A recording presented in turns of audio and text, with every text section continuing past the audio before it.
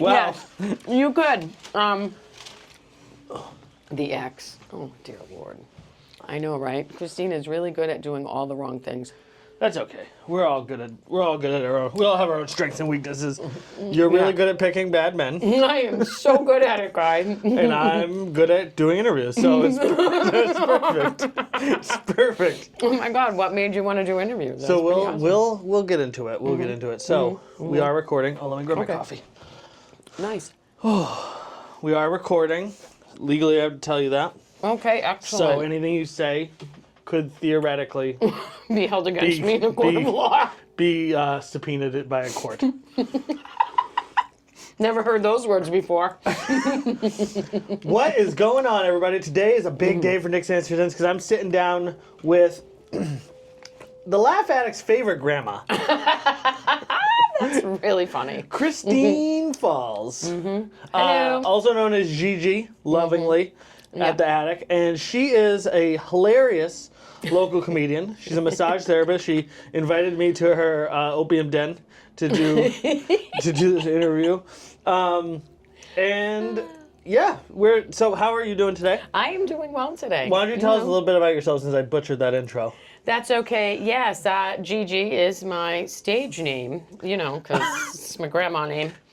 Thank God we can pick them, right? Right? Because Christine's kind of, Oh, that's a nice name. I mean, it's okay. It's very What common. did you go? Do you go by the full Christine or do you go by? I do go by, Christine. No nicknames? No nicknames. I grew up in a household where they We're gave gonna get everybody into that. nicknames. And We're gonna get into that. yeah, that was rough. I'm not gonna lie. Anyway, yeah. So massage. This is my third, fourth job, I suppose, career. But I do love it. I learned massage actually down the street at the community college, right? And I also got my business degree there. So using all my degrees and big certificates. deal. Community college double major. Double major, yeah, separately. It was, I actually got into massage accidentally, sort of, because I went for business first, right, as a single mom, because I had the kids. They were little, can't be a waitress, it's really not conducive to family life. So I had to go back. I went to school for business and then landed a job in financial aid at the community college. And then that financial aid job, I got my bachelor's while I was there as well in business. And then got remarried, had another baby, blah, blah, blah. Right? And then my older kids, grew and turned 18. So in true Gigi fashion, a tsunami of financial happened, and the same time my student loans came due, so my child support was ending. So I was going to be in the red like $2,000 a month. Oh no. Yeah. It was like, shit, are you kidding me? Right? And the kids were still home, had a new one, you know what I mean? And I was remarried, and his student loans came due too. So you know what you do when you can't pay your student loans? You got to make sure that you go back to school. Your second husband needs to be as right. You get the side guy. Totally should have went that route. I totally should have married for money. Totally should have gone with a rich guy. Always marry for money, ladies. Always. Anyway, so all of that happened, and I actually was like, oh my God, what the fuck? So I went back to school for massage because we happened to have that program at the community college, and it was at night. I mean, I was like, okay, universe, like, right? There you go. So that's how it kind of started, and then by the time I finished my massage program, I didn't have that job. Third husband. Yeah, moving on. Yeah, no, I had to fire that guy because I swear to Bob, I went through this program for massage. We knew one day I was, you know what I mean? The goal wasn't to like start massaging right then. It was to like move out of the state job. Like nobody wants to do. Did you ever hear anybody say, oh, I want to be a financial aid officer when I grow up? Yeah, no, you're never going to hear that because that's trash. Right? You just try to be vested for the state positions and try to hang in and suck it up. For the bennies. For the bennies, because it is a soul-sucking job. It is a soul-sucking job. It would just, I didn't quite make it that long anyway. So there I was, no job. after the financial collapse of 2008. Nice. Right? Perfect. So couldn't get a job. Perfect timing. Perfect timing. So I swear to God, there I was, no job. And I was on unemployment. The fuck is that? That's my music in the background. That's my spa music. I thought that was an alarm. Oh yeah, it's an alarm, all right. So what do you do? Like, you have a massage license, right? Like, massage. Wow. Yeah, you go massage. And my husband at the time was like, you're gonna go touch people? I twitch. Yeah, I'm gonna go touch people. I just paid $12,000 to learn how to touch people properly. So yeah, that's what I'm gonna do. Yeah, he kind of lost his fucking mind. That's crazy. No mincing words. Like, That's that a weird man level of jealousy. Because he's a deep-seated sexist. Okay. I mean, this can be for the other file. Like we don't do any editing. This is going out into the world. Okay, so deep-seated sexist is really what it boils down to. Like, yeah, he really wanted me. He would have preferred me stay a waitress. I feel like you probably get touched more as a waitress than you do as a massage Can you therapist. believe I got hit on more as a waitress? I In believe all that. of those other jobs, I got harassed more as a server and at the college than I have as a... I've been doing this 12 years, and I've only had to end one massage one time. At the end. It was the Spanish guy with gray sweatpants. And he tipped well. No, he did not. He tipped. Oh, I had a car accident. My hips hurt. Can you just get the tip? Like, that's a whole set. That's a whole stand-up set with that guy right there. So let's transition to stand-up. How did you start getting into stand-up? Because because I've always been kind of funny. I've always just been, I believe, one of the, I'm just funny. Like, my Right. life You're is the funny friend. Right, I'm the funny friend. Well, you It's also like have the most insane life of anyone and I've I ever have met, the most insane which we are life. going to get into. Yes, I do have the most That is insane why life. we are here. That is I why scheduled we're here. 3 hours to get into this. Yes, I do happen to have the most insane life. And I actually had to, I did see a therapist once a while ago, because even before the circumstances. One time. That was enough for the already therapist. Discussed. Oh, she was great. She really was great. And she was like, you do the thing, you got to give them the down low. You got to give them your shit. And she was just like, huh. She goes, I do believe that sense of humor has saved your life. And she's like, I don't know she's like, what do you do? I go, I smoke a lot of pot. She goes, as you should. Keep doing that. Really, this lady was just green lighted cannabis. It was good for hilarious. her. She her. was a very nice lady. She sounds like She it. really was. She was like, wow, yeah. She's like, stick to weed. Stick to the weed, Don't do anything heavier. Right, don't get a gun. Don't. She's like, I'm going to mark in your file Right. here, so if there's ever a background He's check, really not worth it. you won't be able to purchase a firearm. Right, But right. you can still purchase rope. I can still purchase rope. And now, since I'm a massage therapist, I know where all the points are. Yeah, you could probably just paralyze him with your could. skills like an old Yeah. kung fu movie. I could. Oh, it would then he's be like- great. Oh, He's just shitting himself. And you're just like, this is the fucking fantastic. shit point technique. Da-da-da-da. And then he Yes. just shits his pants. I mean, this Could job. you do that? Probably. I probably could. I had a client one time. She's like, I'm working on her now. Can you imagine, I'm working on this lady. And I swear it's our first massage.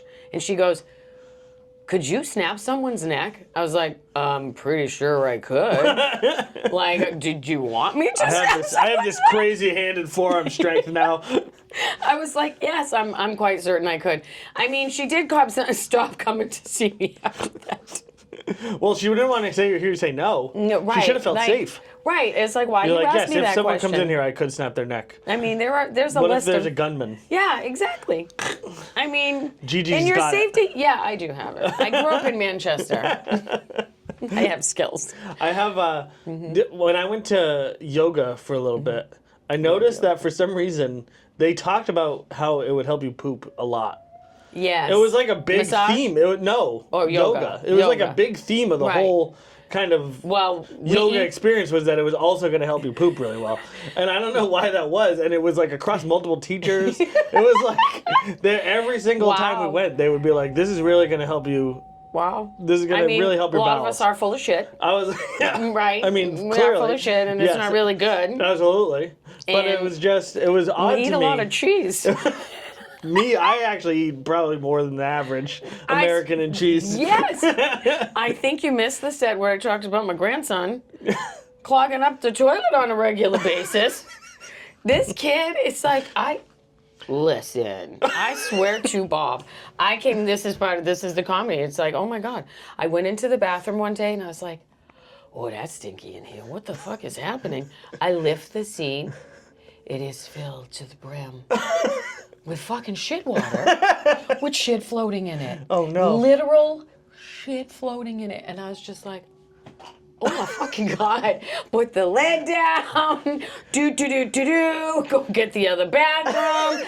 Try not to vomit on the way. Because, like, it stinks so bad. You can't flush it. Isn't it weird when kids go from pooping like normal, like little baby poop that's like kind of to cute? This monster. It's not that big of a deal, and then it's like a sudden shift to like trucker. Yes, this monstrosity thing. You're like, what is going on? Daughter, this is what's going on.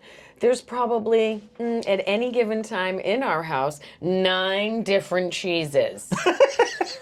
9. She's my daughter. Does all the shopping. We live together. That's why my life is very entertaining. Thank you, New Hampshire. Yeah, but what would you do without her, you know? Fucking be in Hawaii. I would be fucking Hawaii. Anyway, yeah, so there's cheese, you know. I'm like, girl, like they all love cheese. Every little kid, mac and cheese, cream, like cheesecake. There's cream cheese. There's Colby cheese. There's Parmesan cheese. There's white American cheese. There's fucking New York aged cheddar cheese. There's mozzarella cheese. There's fresh mozzarella. It's like, daughter, your son can't shit. Can you please slip in some spinach? Not queso dip. Yeah, not queso dip. So yeah, that's why people in yoga class That actually makes a lot of empty. sense. I don't think they eat cheese in India. They don't. I don't but think they they're do. very but all the gut. Yeah. The gut is paramount to our health. I'm glad That's that the I'm, new you know thing. what, I'm glad that You're that learning we came lots of here new things. to talk about poop. Yeah. Why does every podcast I do devolve into talking about poop? Because that's life now. It's shit. It's either a shit show. Right? Yeah, it's my life. Shit show. So you are probably, I would say you're one of the only comics at the Laugh Attic that tells like, you don't really, and correct me if I'm wrong, this isn't meant as an insult, but you don't have like jokes. You have like these ridiculous stories. I have that are very true. little. That's You don't that have is like correct. a lot of like set up punchline. Yeah, I try. Like I've started a list. It's called Things I Just Don't Understand. Do you know what I mean? And it's like kind of little, but it still turns into little. It's like I don't understand. Here's one. I don't understand those first cigarette smokers, right? That first generation of cigarette smokers, when they actually try to convince you that they didn't know it wasn't going to be good for you. It's like, it sets your chest on fire immediately. You cough for 20 minutes after, and you stink like death. How the fuck do you not know that's bad for you? Are you stupid? Well, I think the first generation probably didn't have all the shit in it. It was probably mostly tobacco. But it still made you like it's terrible. Sure. Like, and then but it made you feel so good. When? How? I don't know. I never smoked. I took a drag once, and that was enough. From what I heard, that the first time you smoke a cigarette, it's like the best feeling in the world, and then you spend the rest of your life chasing after that. Yeah, no, that didn't happen for me. Sure did for cannabis though. Cannabis, and then I was like, oh my God, I'm fucking starving. Where's the Doritos? No, but cigarettes definitely did that, and that's a thing I never understood. And now we know, and it's like, you still smoke? There's people that still smoke. I never really understood smoking in general, just because to me it was like, again, I've never smoked, so I couldn't say, but it just reminded me of like, why would you sit on the other side of a fire? Right. When you're in a fire, you want to sit on exactly. And why would you give money to people Right. to set your chest on fire. Right. That's never going to end well. You just inhale plastic fumes just and exactly. it's the same thing. Yeah, all of that. Like, just go fucking sit in a coal mine, or you know what I mean? Go sit in an old building and breathe in the asbestos. Go chip some lead paint. Yeah. Right. Delicious. Delicious. That's how I That's ended my up here. childhood. That's how I ended up with the podcast, as I had too much lead Exactly. paint as a child. Yes. Oh, I definitely probably had too much lead paint You as a definitely child. did. Oh, I did. You were like one of 13 kids, right? I was So there one, was zero yes, supervision. I was, yeah. You were the baby? I was the oldest. You were the oldest. I was the oldest daughter. Oh, fuck. So you actually got fucked. Oh, I totally got Because you had to fucked. raise 13 kids, Yes, that means. pretty much. In a roundabout way, yes. Had to be their caretaker, their caretaker, and the neighborhood kids, because it was, those days where all of our parents were on drugs. And I don't think that might have Well, been. okay, that a might lot have of been our more. parents were on That might drugs. have been more of an area. That might have been more of a demographic. Oh my God. You might have just fallen into a demographic. there. I hit the jackpot, my friend. I hit the jackpot. So what was that like being one of 13 kids and being the oldest of 13 kids? It sucked. I'm not gonna lie, it sucked. Because being a boy is extremely, it's a night and day from being the oldest boy Actually, to first, being the oldest did your girl. parents just love fucking or what? Well, my dad did. Okay. Okay, so that's the thing. So it's not like, so I didn't have one big happy family. Gotcha, My gotcha. dad had, in total, 5 wives. 4 wives. One lady he married twice. You're like in competition with them. Yeah, oh yeah, totally. Right? You're like, totally. I gotta And get that's 2 what more to happened. catch up to dad. You make these cycles and you're like, fuck, I didn't know that was a thing. So the first wife he didn't actually have any children with. My mom was the second wife. And I'm their first child because she actually was a pregnant teenager. And it wasn't his when they, kind of got together. And like he had known her from the neighborhood. That's a crazy story. She has a terrible story. That's a crazy. Because then So she was pregnant and some older man. they were teenagers. Oh, he was a teenager. The older man was the dad. No, that's what I'm saying. Right. Your dad. So no, my dad was a teenager and my mom was a teenager, Right. and she was pregnant by a married man And who was older? who was older and married with children. And he told so it's like I never delved into her about all the details about this man because she didn't raise me, right? She didn't really raise me because so they met, she's pregnant. They had my brother, the one that died. And then they had me, yeah, the one that died. Chekhov's gun. We'll get to that later. Yeah, Chekhov's gun, yeah, feel right. I didn't push him. Anyway, so they had him, and then me, and then they had my little brother, and then they broke up, right? They split up, and he had been drafted for Vietnam, right? Because I was born in 67. Little brother was born in late 69, and they split Nice. up in like 70, right? Like my brother was 6 months old. And when they split up, it wasn't pretty. You know what I mean? He was still in the Army. He was still an Army Right. man. And we were stationed in El Paso, in Texas, and he was actually a lifeguard at the time. Because And this is your biological this dad. is my biological father and my biological mother. So Okay. this is them. And then they split up, and he took us. He insisted on taking us, and it's a really, like, I grew up with a different story to what I know to be the truth now. Like, honestly, like he always told us, oh, she left you, she left us, she left you. I don't know why she left me. She just did. It's like, and I always kind of knew. I was like, oh, I do believe there's some missing parts in that story, Dad. Oh, you failed to mention that you threatened her life and was going to kill her if she took us. Because the reality is, they were both like 21 at this point, and he was still enlisted. He didn't want to be enlisted. Who the fuck wants to fight in a war? Right, he had been drafted into He had Vietnam. been drafted. He tried not to be drafted. He went into the National Guard and got drafted anyway. And so he was able to keep us because she was, you know what I mean? It was ugly. You know what I mean? Like, he cheated on her the whole time. He beat her up a couple times, and she just, it wasn't pleasant, wasn't happy. And so he definitely threatened her life, took us. She left us and he kept us, but he used us to get out of the Army.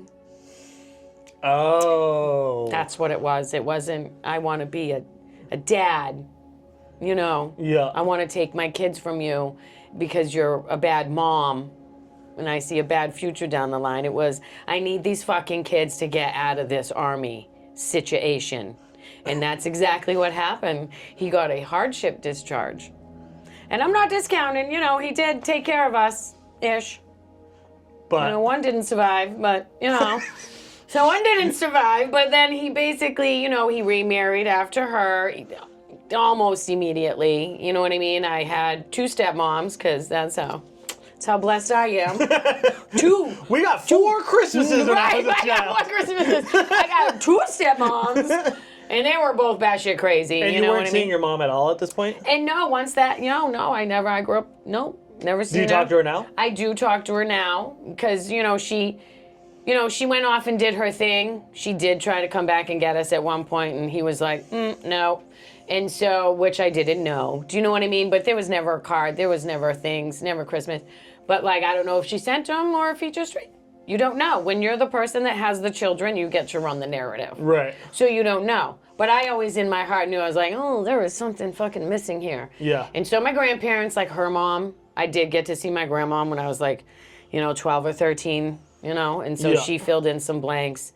And then my other grandparents filled in some blanks and stuff. And then eventually I found her. I tracked her down because she came back to the state. She came back to New Hampshire. Where'd she go to? Oh, She was in Manchester. Gotcha. She actually was a waitress at the Red Hour for years, and a restaurant called the Mayflower back in the day in the 80s. Oh yeah, it's where Margaritas is. That's crazy, yeah. Pretty sure.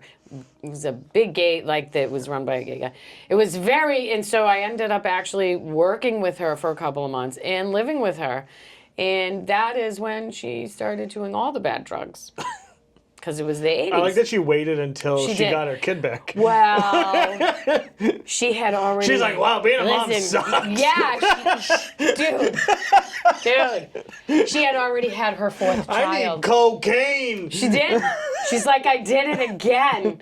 So she had my baby sister at this point, when she was 40. So now my sister was We need like a fucking family tree. yeah, we do. to It's like a discuss your tree life. here, a tree there, a tree there. That should be a and part of tree your there. set. You should make It a should family be. tree. Oh, I and could. just It was explain. all little ones. This Yeah. is my dance, this is the crazy ones. And I swear I'm the sane one, right? I always feel like I'm the sane one out of this shit show. Because that's I mean, crazy. from what you've said, you seem Right. like you're at least. I mean, you get to control the narrative. Right. You're the one with the microphone, but Exactly. I'll enter why do you think they don't come? They can't come. No, they don't want to come. So yeah, but she did actually have a child at 40 with somebody else, and left that baby to run off to Florida with the man who introduced her to heroin. I watched her go from doing cocaine to crack to heroin in a matter of like 4 months. and you were probably old enough to understand. And I had my first son. It was my son was born. And this is just after you guys had reconnected too. Yeah, right? and this was just after we connected. And the drugs were so bad, like she would steal things from me. Did she always struggle with that, or was that? She did. I think I think when I was little, you know what I mean? I think it was pills. Yeah. Right? Because back then it was all pills. It Yeah. was like diet pills. Yeah. And alcohol. My grandfather was A an Zanny alcoholic. bar and a wine cooler. Yes.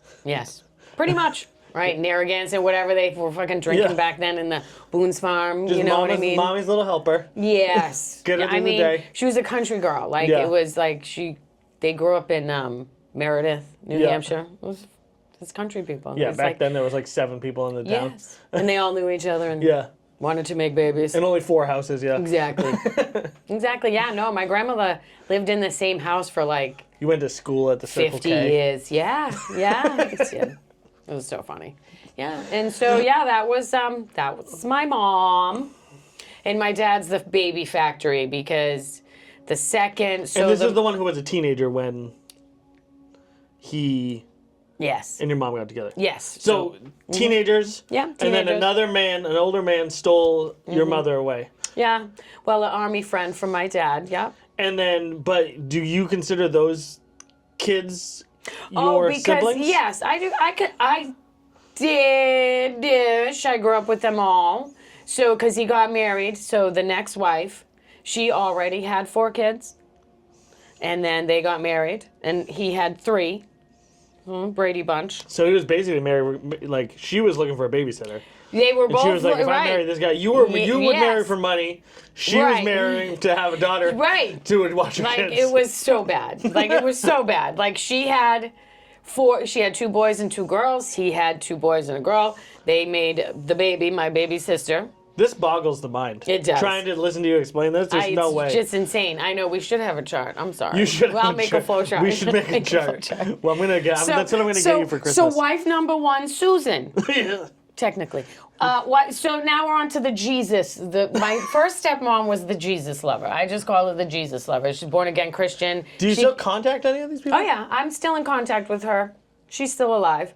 They were together. They weren't together that long. They made the baby. Shit went awry. She literally, they sold our house in Concord, New Hampshire, and brought us down to a religious compound in Tampa, Florida. So you were in a cult. We were in a cult for a very brief amount of time. How brief? Probably about 4 months, 4 or 5 months. Because, What was that like? Oh, that was like, I was like 7 and a remember half. it? I remember driving down there. I remember arriving and I was like, you know those movies where there's army barracks and it's all the white buildings and it's compound? It was that. It really was that. And I remember that. And I remember being like, oh, this sucks. What the fuck is this shit? That they sold our house. And they probably gave all the money to the compound. Yeah, they did, right? You know they did, right? Yeah. And so there we are. It's like, what the fuck? And then they separated the children from the parents as far as sleeping arrangements, and that was the first Your step. stepmom must have been a hell of a lay to convince him to fucking do this. Jesus Christ. We have always been like, what the hell was that? Please Holy explain. Shit. You know how men have types? He's a type guy. Like, she was a physical representation of his first wife. Not my mom, right? And so that's what his obsession with this lady was, right? But then they do their shenanigans and they separate the kids, but then they literally separated the spouses. Now, do you think a man who's been married 5 times is going to tolerate not sleeping with his wife? You know he's not, right? So, like, I'm pretty sure that's where... They took the kids, he was like, oh, thank God. So, yeah, And then they took his wife, he was like, fuck. Yeah, exactly. He was like, no. So there will be none of that. And I'm pretty sure that was the demise of their relationship. You know what I mean? Like, we came back home. Was she, like, out on a recruitment mission? Like, was this her job? Did she go out to do that? Honest to God, I have no idea. Like, Does she want to come on our podcast? Oh, that would be insane. She would just bring her Bible and she'd be like, what's your problem, Nick? Let's open the Bible and find a passage. I'm here for it. If she wants to do it, I'll fucking do it. She's not had a great... I want to know what... So how did she find... You don't know anything about this, do you? How did she find the cult? Like, how did she... I don't know those things, but you could talk to her. Like, I could probably hook you up. She is still alive. Did she realize that she was in a cult? Maybe. I'm not sure. Like, because she really is so bad with Jesus that later on... She's down bad for Jesus. She's down bad for Jesus. I did this on one of my sets, that she actually allowed her 12-year-old daughter to date the 17-year-old pastor's son at one point, which our parents were divorced at this point, and he had already had wife number whatever. And so he was already making new babies with another woman. But and so that sister was raised by the Jesus love mom, right? And the other 4 siblings. Your dad was setting up franchises. He was like a Starbucks. He was Elon before Elon was Elon. He's like a fucking... He's the poor Elon. Isn't it crazy how you used to... Because, like, a big thing in, like, the trucking industry used to be, like, you would have multiple families sort of around the country. Yeah. And then, because, like, in trucking, you might be gone for 3 months. Yeah. And, like, so you would just be He like, was oh, a sorry, trucker baby. at one point. Sorry, baby. I gotta go. Exactly. I gotta go see Sharon. I gotta go run over on the West Coast for a while. Yeah. And then they'd just live there for a couple months and then they'd leave. Yeah.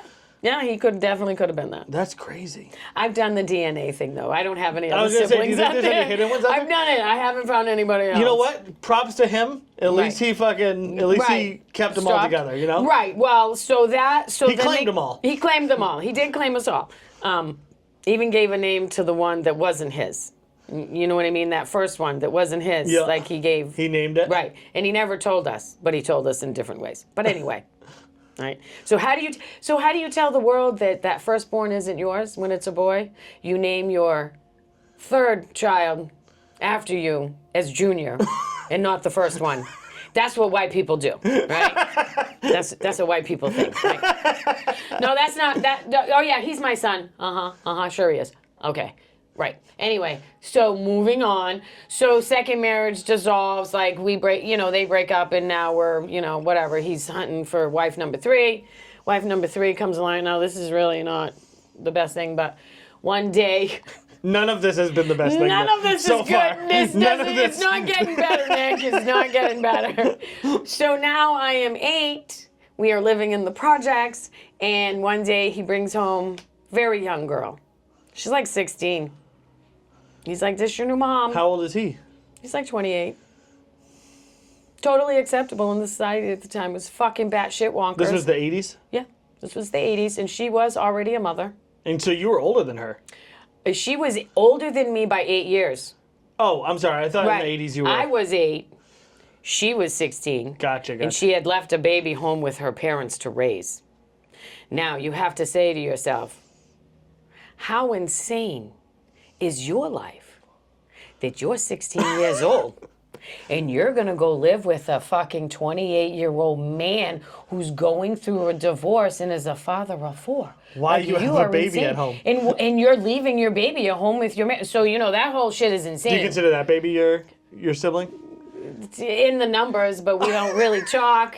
We never got along. Eventually, she came to live with us. She was... Well, yeah, you guys are probably fighting over the same Teen Vogue magazine. We probably were. But she was not a very nice... She was that tattletale sister. You know what I mean? Like, had to tattle. And I meant you and your mom at the time, the 16-year-old mom. Oh, that We're probably was rough. fighting over the same clothes. We were. That was rough. She was not very nice. She wasn't very... She was a kid, but, like, that to me, that age doesn't matter. Like, do you know what I mean? Like, I was a teenager too, and she just wasn't very nice, right? And she wasn't nice to us, and I get it sucks, but like, you chose to be here.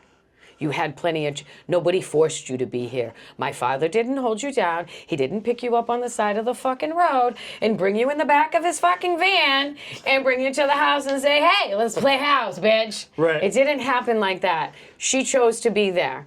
And it was like, and she, had the babies, you know what I mean? And so they had 4 babies. So that's how I have 13 siblings. Holy shit. So she was 16, she started popping out kids for a 28-year-old? Yeah. And then they're not together anymore, I'm assuming. No, they're not together. She I would has imagine passed talking on. about homework would be difficult. Yeah, it was difficult. Yeah, it was. Like, it was, the Elvis, like, you remember that? Like, those... Your dad's kind of a monster. Kinda. That's why I made that No book. offense. I love my dad. No, I love my dad. Yeah, like, no, but I know that's you why, do, but holy Jesus. But, like, plus he kept the narrative. Like, he really, like... And I know my mom wasn't... Now that she's not the greatest. Is he still alive? They're both still alive. Now that you're older, have you called your dad out on any of this? It's so weird. Like, he knows we have talked about these things. You know what I mean? Like, but now he's fucking deep in dementia. He has Alzheimer's and dementia, whichever one. Right. I actually just saw him yesterday. He was in the hospital for his heart.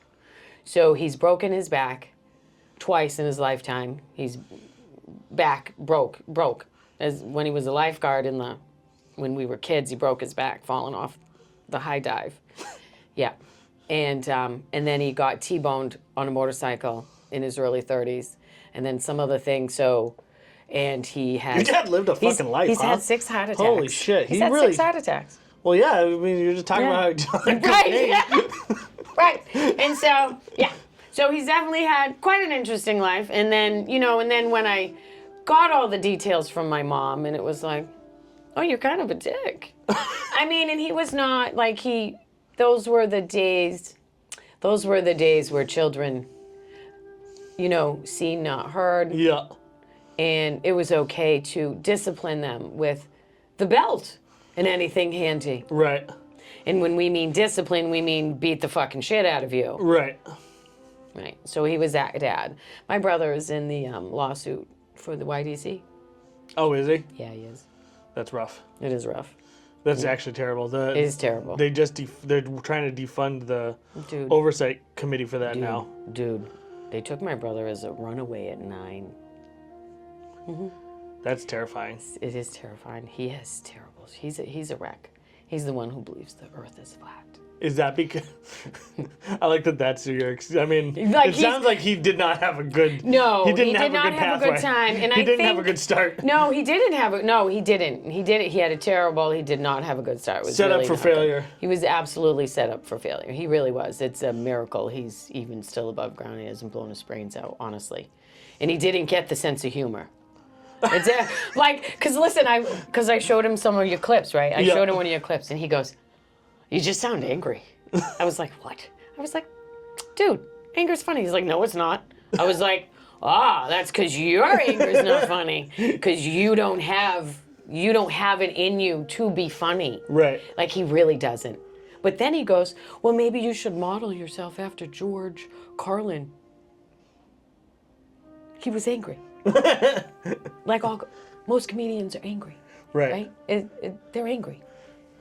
So anyway, he didn't get the humor. Well, I think there's definitely like something to that. That's interesting that you said that, because it's like you guys both kind of had a similar situation, and you kind of evolved this anger that you could turn into something funny. And like you seem very, I mean, I don't know you that well, but you seem well adjusted. You seem like you're doing pretty good. You know what I mean? All things considered. All things considered, I feel like you've really landed on your feet. Yeah, you know. And I think some people just let that anger, if they don't have a way to dispel it, like comedy or whatever, then it just sort of eats them. I mean, he's an artist. You know, he does tattoos and he paints and stuff, and he is an artist, and he's very smart. But his art is, you know what I mean? Like it's still angry art. Yeah, so he took that. I mean? He took that anger and found a different way to express it. But it's like I just told him yesterday. I was like, dude, you need to just write this shit down. You guys, like, I was thinking that while you were telling me this story. I'm like, dude, you need to write yours down. I'm gonna write mine down now that I'm not talking to any of the siblings. All 13 of you guys should fucking. Because we all have a different story. And then come together on it. That would actually be interesting. That would be nice. Like that would be the hard part, because the unfortunate part is we all see our father differently. We all see him. He's a different man to all of us. Right. And even though I know all of these things, there's other terrible things that he's been accused of that I can't discuss with you. Right. Like it's awful. Right. You know what I mean? And because of it, I don't talk to a bunch of the siblings. You know, and I seen him yesterday, and his dementia's so bad. But it's fun sometimes, because here's what you do with a dementia patient. You'd be like, so you're not going to remember anything, right? So you want to know what your asshole son did to me? And you just balls to the wall. He's like... Because then 5 minutes later, oh, hey, honey, how you doing? Good to see you. Where you been? Does he still recognize you and all that? Yes. All the time, or is it just like... Yes, he still... Oh, yeah, he will. Yeah, he recognizes me. Interesting. Yeah. So it must have been weird for you, sort of like, because look, I'm not just from the outside looking in. Your dad is like a criminal, like a villain. Yeah. He's a bad person. Yeah. No offense, I know you love him. Yeah, I know. I don't mean it as a negative. No, but like I get you it. almost like were there for like the full arc. Yes. Like you saw him as like basically a child, like a little a kid. Yes. With your mother who was also a kid, and then like the world sort of like. Do whatever it did to them, you know? You know what I mean? Yeah, Yes. like you remember him playing Santa. Your siblings probably don't remember those kind of like little things, right? You know? So it's interesting, that man played Santa for almost a decade. For almost a decade. After, like he was Santa the year my oldest daughter was like 3. So 96, 97, right? Yeah. And we have a picture of him giving her the Tickle Me Elmo doll. Remember that year? Well, I don't know if you know what I mean. You know, every year there's a stupid toy thing. Yeah, I was 10 at the time. All right, so you were 10. She was 3. We have a picture. Like, he was a great Santa. You know what I mean? Like he loves little children. But I think because of the things that happened to him, because do you think that he had a good life? Right. No, he didn't. Right. Do you know what I mean? Like, he didn't have a great life. Yeah. You know, his mom, it was rough. Both of my grandparents were divorced. Right. Both sets of my That's grandparents crazy were because divorced back and then it's remarried. fucking... Because I think that's a big Because that must have been like, because you're, so they must have been born in So he was born in 47, yeah, so they 46, must have been born 47. in the 30s, 20s. Yes, right. So yeah, both of my So sets getting of divorced at grandparents. that point is like I think it was insane. more relevant than, I think it was more prevalent than people want to admit. Oh, I think really? it's one of the big lies that we've been told, like, diamonds are made from coal. They're not. They're diamonds. Really? They're not made from coal. Please tell me you know that's true. No, I don't know that. I thought it was coal under pressure. No, that's a lie. A diamond is a diamond, just like a ruby. I thought it was coal that was No. compressed. It's a lie. I'm going to Google that later You we're not here. Fucking Google that. I'm gonna Google right, like the movies, like who's this All right, bitch you right keep now? talking. Okay, you keep talking. You keep No, talking. diamonds are not compressed coal. That's a lie. Anyway, I do believe that people have been getting divorced for as long as people have been alive. And that I think it's a big fat rumor that to make us feel bad as a society and to make people feel bad for their choices and how life is. And Well, it's got to be more prevalent than it used to be, right? Oh, yeah. Well, I think it was frowned upon religiously. Like, I think people Well, got sure. divorced, but because we were such a religious society. if you were you couldn't, and the church frowned on you, but you could probably tell them I didn't have a deep... You don't seem Besides like... the Jesus lady. No, diamonds are not formed by compressed coal. What the fuck? Exactly. All right, Big I'm going to fat cut lie. this so that there's no way anybody can ever know I was wrong. We're going to cut this out.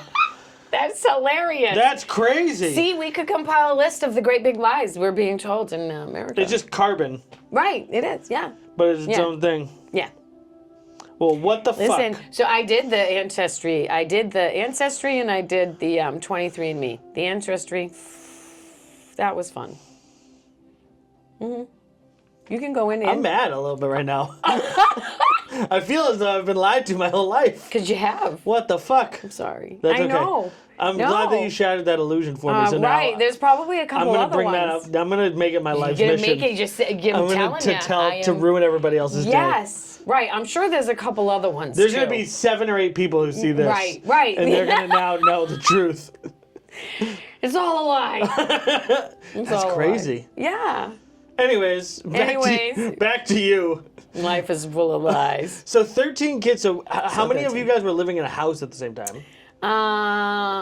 And back before like cell phones and all that shit, how were you guys keeping in touch?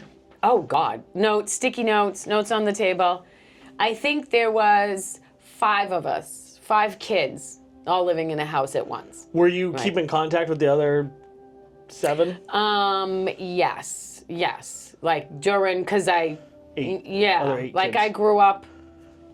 Because even after the divorce, you know what I mean? Even the Jesus lady, she stayed in Manchester, with her kids and my sister. And, we did our thing. So you guys would all see each other, right? We would all see each other. Actually, and that to me is like, that's part of my great awakening at this moment that I have been going through. Because I've always felt like these are my family, right? I should be here with these people. Right. But here's the thing about being a stepsister. Well, here's about my experiences. It was always pointed out, oh, that's our stepsister. That's my stepsister, Christine. That's our stepsister. That's our stepsister. And I always tolerated it because I thought that I had to. Do you know what I mean? Yeah. Because I thought it was like I had to. This is my family. This is Right. the universe gave me these people, and I should be with them. Right. And the reality is, they don't like me. Oh, Do you know what I mean? True. Like, we don't really like each other, and so Yeah. like if you So have there's to, probably a lot of when shit there. yeah. So when you say like, oh, that's my stepsister. Like, I'd never introduced anybody that. Me and my brother are technically half brothers. I Right. would never say. I would never I would say never that. tell anybody who's my half Right. brother. I have, so half of them are step, and then half of them are half, and I have one that's a full brother. One that's a And full even that sibling. motherfucker's calling me stepsister. Right, and even that motherfucker's like, bitch, I don't know you. You can't prove it. So it's always been like that underlying, but like my entire life, I've always just felt like, oh, this is where I belong. Well, I don't. I was lucky to have a good, not situation like that, where, Right. I have my one brother, my 2 parents, we were always together. But, I've also made friends with people throughout my life who are, the equivalent of family to me. Right. That's why we get friends. Yeah. You know what I mean? That's So, like I've you always can been pick a your big friends. believer in, you get to pick who your family Yes. is. Yeah. There's parts of my family that aren't my immediate family who I don't talk to, Right. Like, I would mean, never just assume if that. you want to pick apart the Bible, Jesus didn't associate with his relatives. He didn't? No. What about Mary? Well, he said, I mean, I don't like the Bible, right? Right. But I kind of will do what other people do with it. Take the little pieces that I find relevant. You know, like there's a thing in there that like, there's a quote from Jesus saying, "Oh, who are those? Who are those? Who are those people? motherfuckers?" Yeah, like they're just. He's like they're nobody to me. They're just people I happen to come into a family unit with. Right. It's like they really are nothing to me. They don't hold any bearing. Dude, that's rough coming from Jesus. Yeah, that's rough coming from Jesus, right? Like it sucks coming from Christine. Right. You know what I mean? Like that's one thing. This sucks when Jesus is like, yeah, they don't mean nothing to me. You know, That's rough. That's I'm brutal. just saying, I picked it up from Jesus. I remember in one of your sets you talked about like how there was a raccoon cage in the house. Yes. With you. Yes. And what was when I why was so like what so was so that was my grandmother's house. what was this house like? What was growing up like this like? So this was my mother's mother, right? My grandmother. Okay, so here's some things because I didn't get to be raised with her. So the rumors I heard about grandma before I got to actually re-meet her, right? Right. Re-meet her? She'd turn her to meat? Well, no, No, I'm because, you know, like I was there, my parents were Re-meat together. sounds like a laser that you can use to turn people into when meat. I was reintroduced to the grandmother, right, because I was there little, you know, we were there together little, with my parents were really little, and then he got drafted, and then da-da-da-da-da. So, before I knew who she really was, I had the rumor that my grandmother was a witch. And it was like, oh, when people tell you, told you that? The whole family, the entire family, oh, your grandmother's a witch, all my cousins and all the things. And then, so I meet my grandmother. And you know what she said? I'm a witch? Yep. Yep. Want to come see the garden? Yeah, I do, Grandma. Please don't turn me into a toad. She liked me. She loved me. I was her firstborn granddaughter. So she loved me. Like, it didn't, you know what I mean? Like, she did. She was a good woman, but she was an herbalist. She was a healer. She could kill you with the right mushrooms and a cup of tea. Sure. But like, you know, my other grandmother was a beer drinking, cigarette smoking, you know, stay-at-home mom of 12 kids. So yeah, that's crazy. So this was like, so having lots of kids was just inbred. Yeah, part of your DNA. How many kids do you have? I only have 3. You're like 13. I have 3. Only 3. I only have 3. Only 3. Only 3. But so the grandma with the raccoon cage, are you going to country try lady. to have 10 more before you die? Oh my God, no. I can't. Thank God. Menopause came and went. Woo! Yeah, I remember you. That's right. You made that joke where you're like, you got to put a uterus back in here first. Yes. Oh, I shouldn't have used your joke on that. That's okay. I'll cut that out. It's okay. It's a good joke. Yeah, that factory is closed. Thank God. Right? Can you imagine more of this? No. No. I have 2, and I'm like, this is more than enough. Listen, my mom, I mean, so now that I do talk to her, like, so she grew up with the mom who was the witch, and they had the raccoon cage, the country people, they had the cows and the farm and the, you know, and the herbs and the garden and all this stuff, and that's where the raccoon cage came from. It was my grandmother's. I was assuming it was in like a Manchester apartment. No. And I thought it was mostly used to house children. they probably wanted to take it with them. And a very tiny closet, though. Very tiny closet. No, but we definitely grew up with the phrases, you know, go play in traffic. Yeah. You know? Like, just what you did. Right, which is exactly what we did. And I swear, I was like, wait a minute.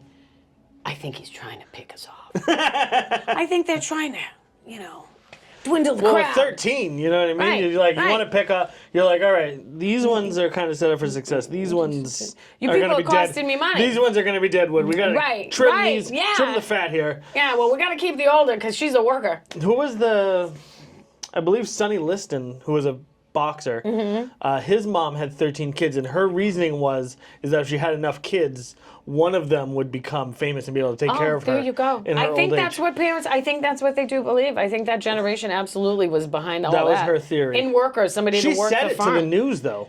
She probably did. Which is crazy. Yeah. You just admit that. She was like, she had 12 other ones, and she was like, none of these ones is shit. Sonny, though, he's going to take care of me when he gets old. Oh, my God. That is so funny. I have my hopes with my youngest. You're telling the older ones, you're like, go play in traffic. Right. No, my oldest daughter's good to me. She's good to me. What is it like going from that sort of like childhood and then becoming a mom yourself? That's a very valid question, and I appreciate that. And I will say it definitely didn't stop me on knowing how to be a mom, because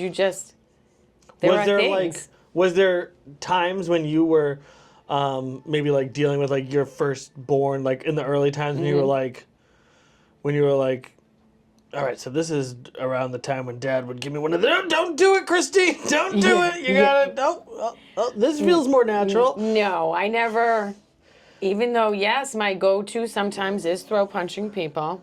Not with the babies. No, I love babies. Yeah, good babies with the do. babies. Babies are the best. Babies bring out the best in you. You know what I mean? I loved being a mom. Yeah. I still love being a mom. Especially when they're not your babies. Right, like you don't have to deal with any of the negatives. Yeah. Babies are the best. No, they are.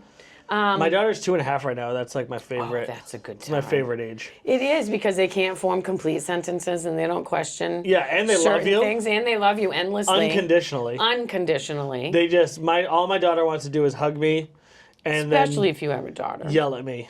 Like she Right. likes to be like, you smell, and I'll be like, no, you smell, and she thinks God. that's just like That peak is so comedy. cute. It is. She thinks that's the best. That's the best. That just absolutely slays. 2-year-olds, that's great. That's great. No, it was good. I mean, I think you either have it kind of innately or you kind of don't. Yeah. You know what I mean? Like, I don't.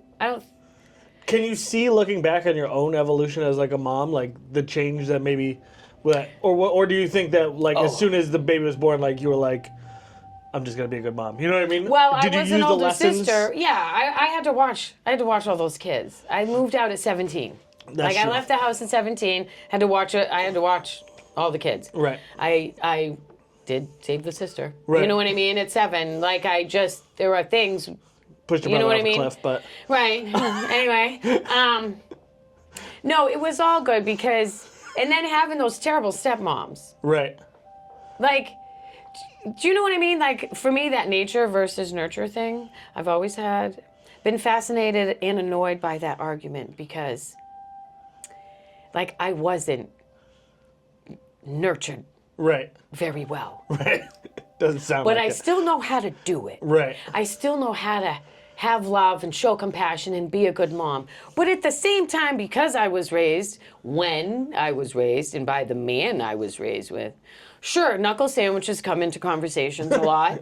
Do you know what I mean? Right. And like, what the fuck did you just do? Right. Like, will obviously come into play sometimes because it's like it's there. But like, yeah, I've given my kids spankings and no, I don't feel bad. But not in the face. You know what I mean? I didn't Right. beat them. They weren't abused. They were disciplined. Right. And they were very difficult. They were Difficult? very, very difficult Took children. after their mom. Yeah, they took after their dads and their granddads. So do you think it was like, so you think it just was natural though? It doesn't sound like you... Yeah, no, I think it was never like a conscious decision. You weren't like, I'm not going to be like stepmom number 3. Yeah, no, not it gonna- wasn't. I mean, there's moments when you find yourself, because inevitably, like, I wasn't raised by my mom, but this attitude, oh yeah, that's, oh yeah, like it's her. It's Right. for sure her. Right. Like she wasn't there every day, but oh yeah, she's still here. Right. Like it's her DNA. You can't. I'm just thinking like I'm trying to think when my kids, like one of the best example I can think of is like sometimes my kids will just be really loud and I'll just be like, hey guys, quiet. Right. And they'll be like, and then I'll think to myself like, I guess there's really like it's not bothering me. Right. Like or like you hear them playing loudly with Yes, toys, right? yes. And you're like, hey, knock it off. Right. And you're like, why did I Yes, do that? I did It that doesn't a actually lot. bother me. Right. It's just That's like what I that did. was what I was constantly. Yeah, I was Did that. Yeah. Constantly. And I'll tell you what, and then so I had those first 2. Total handful. Those first 2 was like cheetahs. Yeah. It was like cheetahs, you know what I mean? They were always on the go. They never stopped, constantly eating, fast. Then, 15 years later, had another one, Panda. This kid, completely different child. There is not a fast bone in that fucking kid's DNA. I'm nothing. So So I had How to. old is he now? She is 16. It's her birthday month. She'll be 17 this month. Is that your youngest? Yes, that's my youngest. Oh God, this kid. That kid almost taught me more about being a mom, than the other two, because now I was like, so I still had those ones. Right. And then I had this completely different one. And so laid back. Everything about her is slow. Dear God. That's my son. This would be her. I'd be like, we'd be, going up to the school bus. Peanut. That was my name. Peanut. You're going slow, honey. We're going to miss the bus. Pardon my French. That fucking kid would turn around and start walking backwards. My son is like, I've never met someone who just could not care less about your, whatever's going on. Anything you got going on. He's on his schedule. Yes. He has his own opinions. Yes. And he's 20 minutes to tie the shoes. no desire to please his parents. Yes. None. Desire. Oh my God, it's so funny. If our goals accidentally line up. Right. You know what I mean? But if me and him, I've never met a child. I don't think people understand. You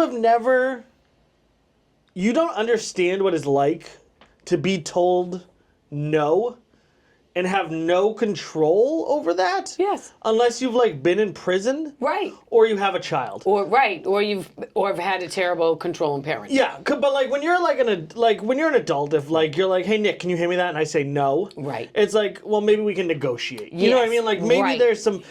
My son is the first person I've ever met or dealt with who when he says no, he will die on that hill. Oh my God, is he a Taurus? When's his birthday? June 15th. Oh, never mind. So I remember. He's a Gemini. When he was 4. Mm-hmm. He hated going to bed. 4 or 5. He hated going to bed, and we have stairs. Right. And I probably actually shouldn't tell this story, but I'm going to because it was many years ago. I said, Wyatt, buddy, we need to go to bed now. Right. And he looked me dead in the eye. He said, I'm not going to bed. And I said, it's not a conversation. It's time for bed. My son was notorious for staying up until 11 o'clock at night. Right. He said, I'm not going to bed. I said, buddy, it's time to go to bed. And he looked me dead in the eye and said no, and then threw himself off the top of the stairs, down the stairs. Oh my God, he's a Gemini. It was the devils. I was like, what the fuck? That is that? Wow. Okay, so I thought my son was crazy. Okay, I was like, holy shit. I mean, that's things have insane. changed a lot. Right. Things have changed a lot. They're very intense. We've dealt with a lot of holy shit. those things, but Yes. Now we have we're like, all right, maybe when you're mad, stomp your feet. Yes. Right. Or yell. Yes. But yeah, I remember. I'll never forget that. He looked me dead in the face. We're never gonna forget that. Dead in the face, and it was the most. I was like, you were probably scared to death. I was like, what the fuck do I even do? I would be scared to death. You know what my youngest would do? The family, notorious. We all have a very big temper, right? And it's a matter of how short is our fuse, right? Right. Right. So my youngest, she has a really long fuse of the family. But when she was a baby, she would smash her head on the ground in frustration. Yeah. On the floor. Yeah. Whack, whack. And she didn't care. It was a cement floor. She didn't give fucks. No fucks were given. Yeah. And now the other two didn't do that. They would just yell and scream and run and throw themselves and you know what I mean, different things. That kid, I was like, wait a minute. Okay, that's different. Well, it's what the fuck do you even do at that point? In the doctor, so you ask the doctor, because you ask excuse me, doctor, the baby seems to be self-harming. What should I be concerned? And they're like, they'll never bang their heads hard enough to hurt themselves. Okay. That's not true. Sure. Okay, you're fired. That was dude, yeah, so that was my life. Just give me the diagnosis of autism so that I can get some assistance with this, you know what I mean? Well, I mean, she's stubborn. This kid is stubborn and sensitive. So is Wyatt. Wyatt so sensitive. Yeah. I told her when she was in first grade, right? First grade, because there were things. You have that story with your son? Yeah. You're never gonna forget. This is my kid. She was in a private school, so she had to have a uniform, whatever. Fancy. Well, Anyway. You married for money one time. No, we didn't. That's a different story. It was actually cheaper to send her to kindergarten in preschool than it was to put her in daycare. So that's why she was there. So Gotcha. like she was like in first grade there, right? And it was Gotcha. still, whatever, her dad gotcha. wanted. We went broke. We couldn't afford It's it. crazy how And it was expensive dumb. childcare is. And her head was being filled with religious shit that I didn't want any part of. That's why we're not. Anyway, so she's got a little polo shirt on, you know, and she eats yogurt, right? Right. She's fucking 6, dude. And I was like, you know, she spills some, and I'm like, hey, Peanut, you might want to change your shirt. Do you want to change your shirt? You know, you had some yogurt. She goes, why are you being rude to me? I'm not being rude. I'm your mom. I'm just asking you, do you want to change your shirt? Like, that kid was insulted. I think she's still mad at me. To this day. For that, like, she just, like, now, how do you wrap your head around that? Like, what the fuck are you going to do with that? Yeah, I don't know. Like, exactly. There's no, response. it's like, and then, you know, the sperm donor father, just as ridiculously stupid. Just as absolutely ridiculously stupid. Like, swear to God. Do you know what I mean? Like, that man, oh dear Lord. Because, so my first grandchild, right, my first grandson was born, my daughter was 3, the baby, the little one was 3. So they're close in age, right? But that's irrelevant to this story, right? So he's born and he's hyper. He's like the rest of the family, hyper. This kid is, and his mom's half Mexican, right? So hence I would refer to him as a fucking Mexican jumping bean. Because this fucking We might kid. have to cut that out. Right. I mean, like it's not an insult. Like, it's not an insult. Like, I wasn't insulting him. You know, people would be like, oh, how's it going? Oh, I got a little Mexican jumping bean. Because this kid is just like, holy shit, did your mom do drugs? I don't recall your mom being on crack. But anyway, you know what I mean? And so, like, I would fondly, happily be like, you know, kid's a little Mexican jumping bean. My ex-husband considered that an insult and would be like, why are you insulting your grandson? That's not very nice. I'm not insulting my grandson. I'm just describing him in the truest form that exists. Like, what's wrong with you? Yeah. You know when his birthday is? When? June 15th. I don't know. Sorry to Just bring back. saying, Sorry to bring back my. when you said your son's birthday. My son is crazy smart. So work on, well, so was her dad. my son is insanely smart. Wicked smart, but yet not so much. Yeah. But wicked, you know, because you can be, there's so many ways to be smart. Right. You know what I mean? Like, you know, you can do the math and the physics and the quantum leaps and all the things and not know how to talk to people. Right. That's emotional. Sometimes the people don't have both. Oh well, maybe he is. Lots of people don't have both. Maybe that is a June 15th thing. I think it might be. Anyway, I'm sure your kid's gonna be fine. So yeah, so that was you know, crazy, right? So that's that kid. So I've had to juggle, and I was a geriatric mom because I had her at 41. That must have made you feel like shit. Totally. Every doctor's like, holy fuck! So yeah, so here's the thing. This 41! Holy shit! Come in here, you're gonna want to see this! listen. This is how the doctor visit went, right? Because they always go, what's your birth plan, right? So I'm with the doctor now. Circumstances far different from when I had the first two, okay? Well, yeah, because you were in the modern medical system. Right. So the first two was the You no early longer 90s. were having children in a cave. Oh my God, stop. It was the 90s.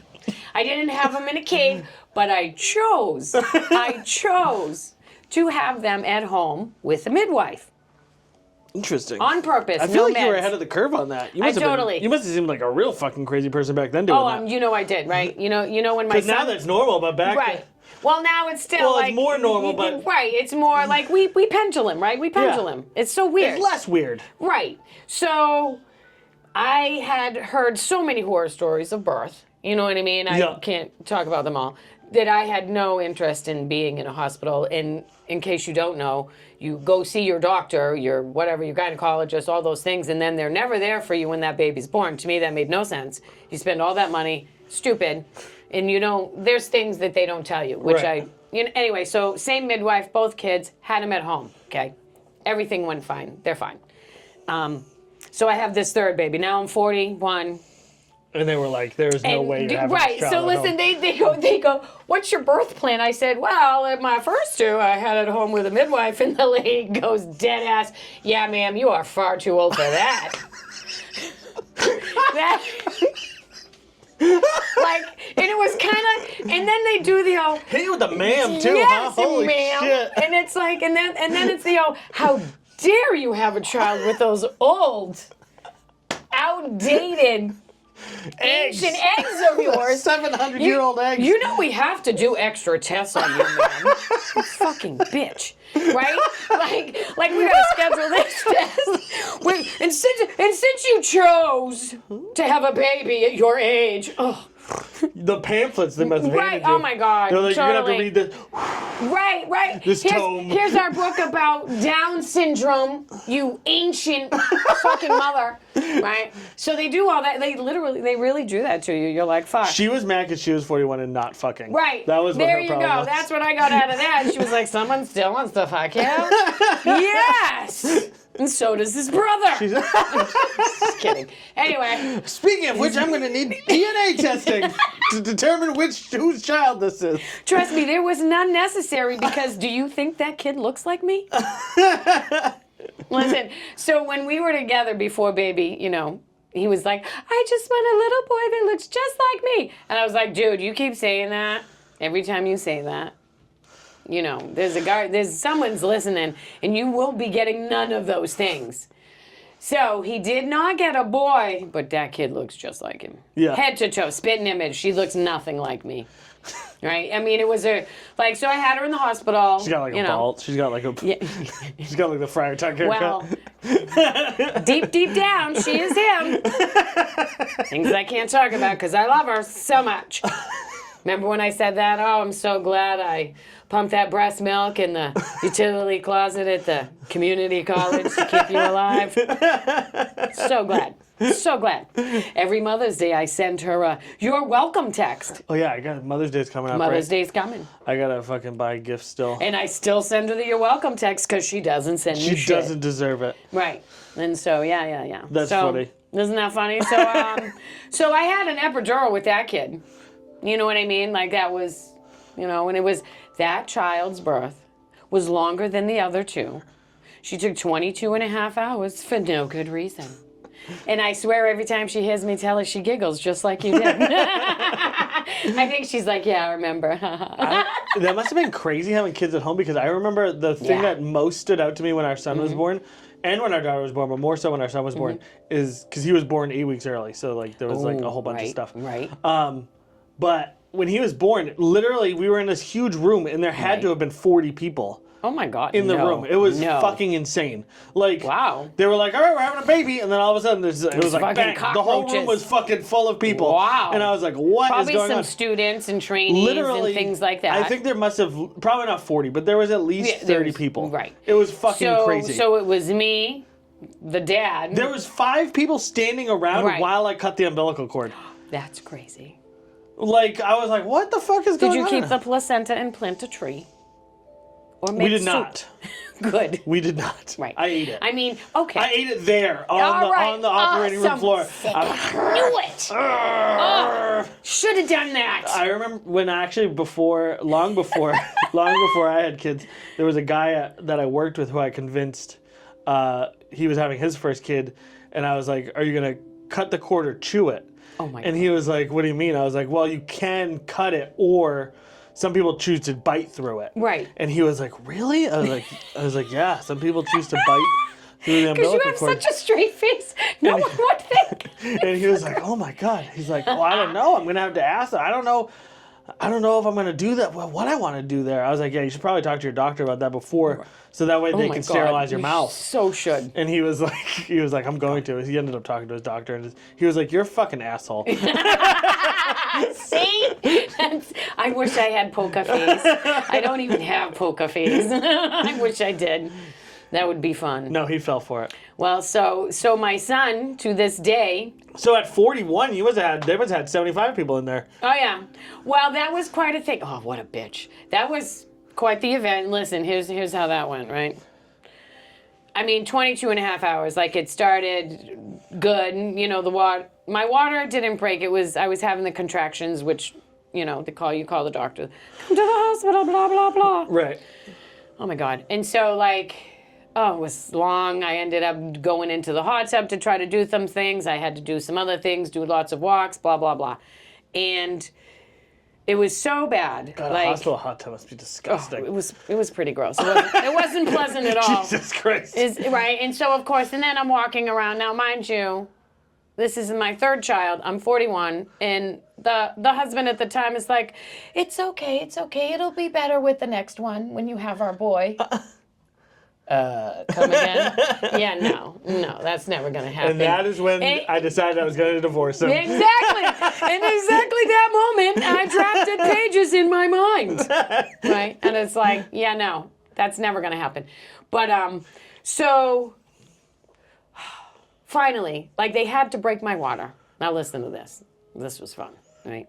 So everybody that was there at the hospital was very, very nice to me, except for one lady. Now for that pregnancy, like, I had this excruciating pain on my left side.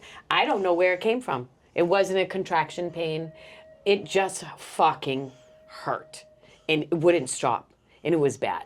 Like, it's awful. Probably some old people shit. Right. So probably some Dealing with some old ancestors were people like, shit. I told you not to marry that fucking asshole. I told you, Christine. Did it anyway. Told you not to have another baby. Did it anyway. You're stupid. Right? And so this pain was unbearable.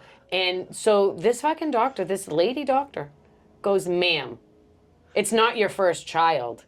You can handle the pain. I'm sure it's no big deal. Bitch. Oh my God. Listen. So this same lady, right? So picture me in this room.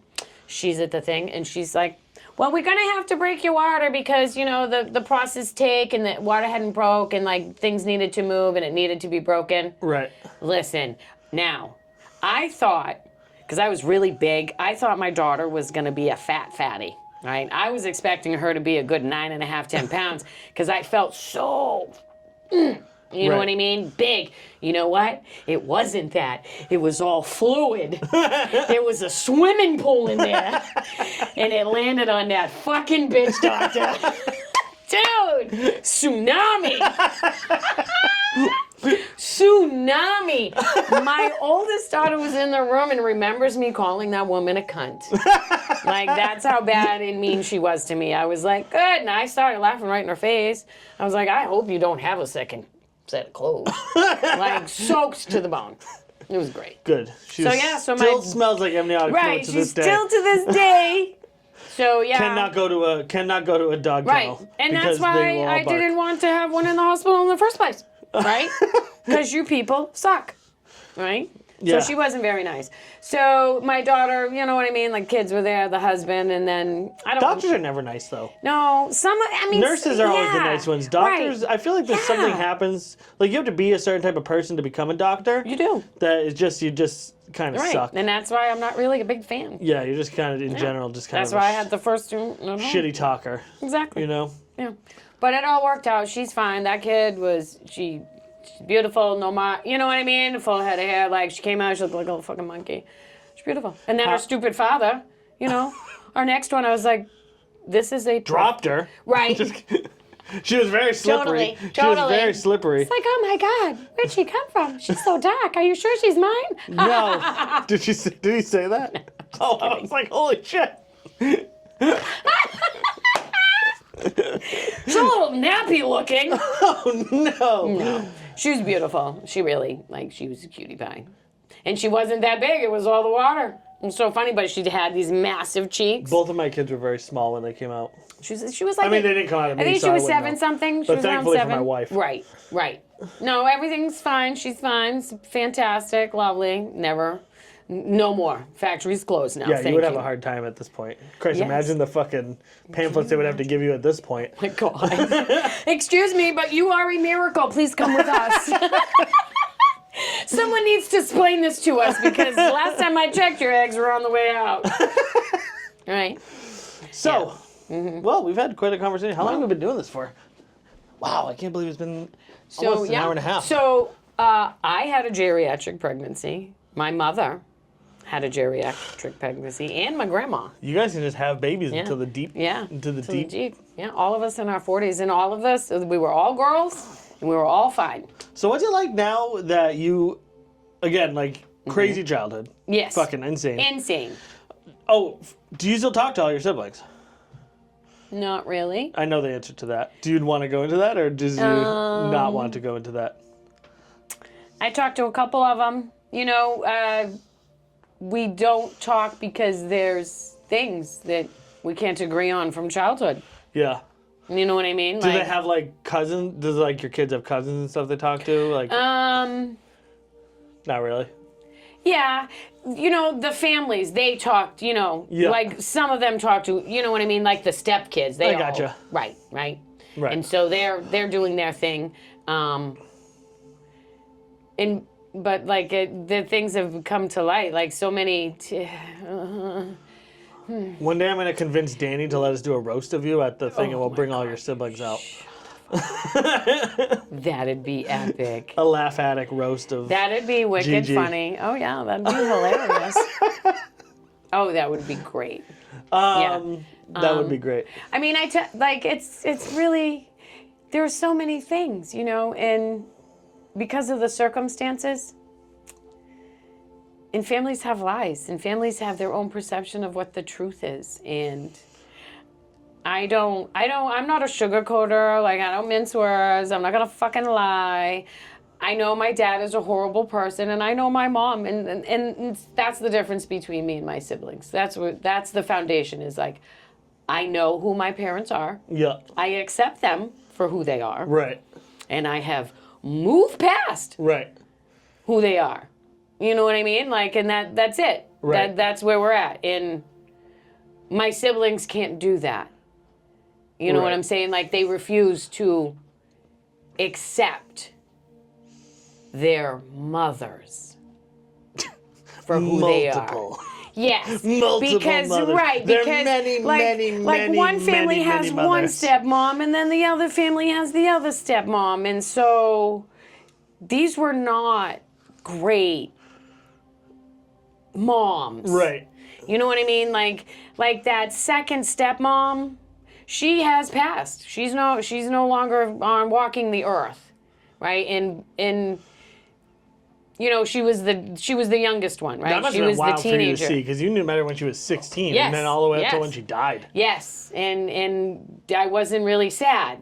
No, Unfortunately. but I mean, still, that's crazy to think. Oh like, yeah, no, it's crazy. She was like 52, right? And she got cancer. It's weird You know for what I me mean? now to even to like talk to people that I knew when I was like a little kid, Right. And be like, man, I remember when you used to shit your pants.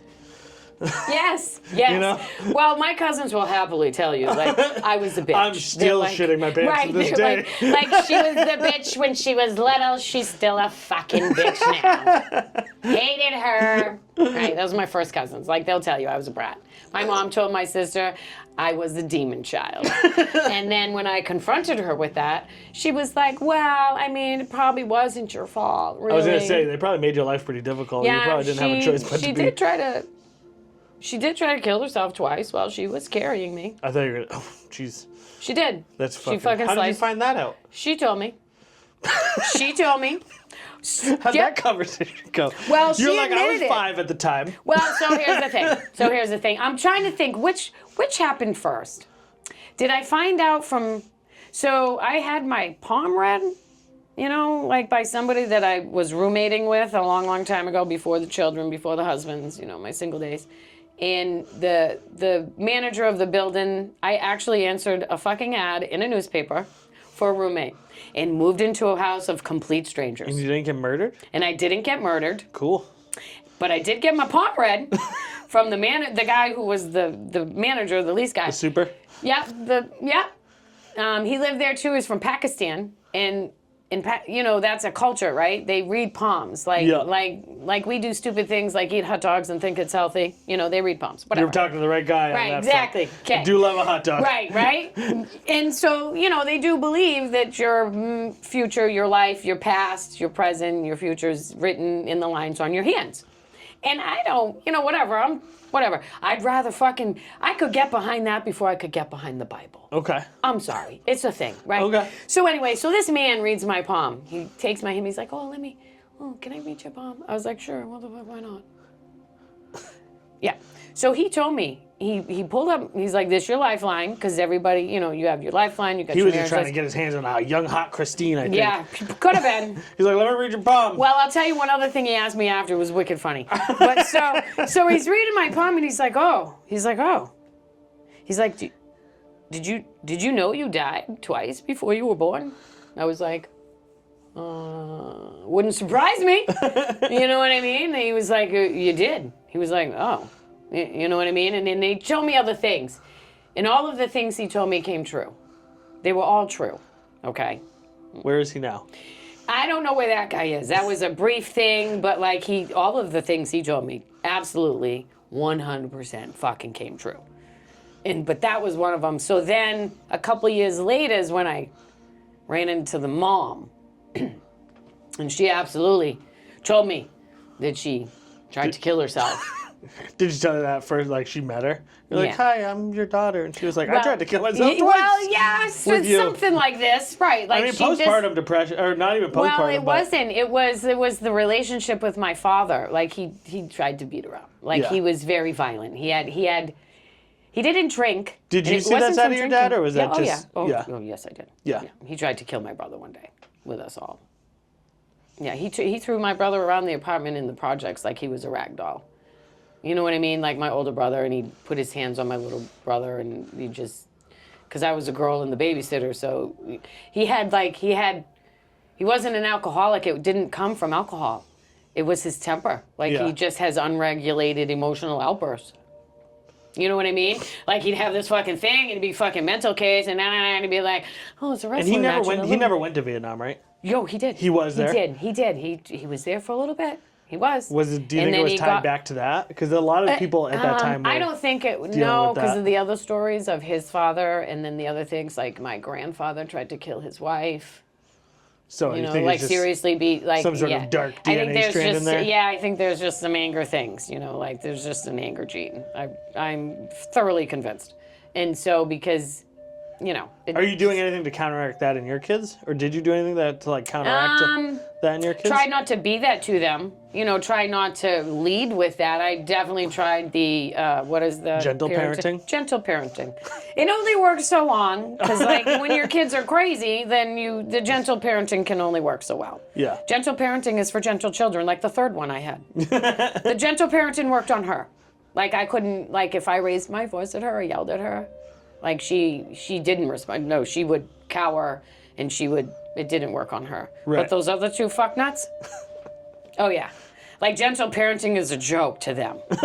You know what I mean? They pray. All of the they parenting. pray for some gentle parenting. All of the parenting was a joke to them. Yeah. It didn't matter. It's like, oh, you're going to hit me with the belt? Good.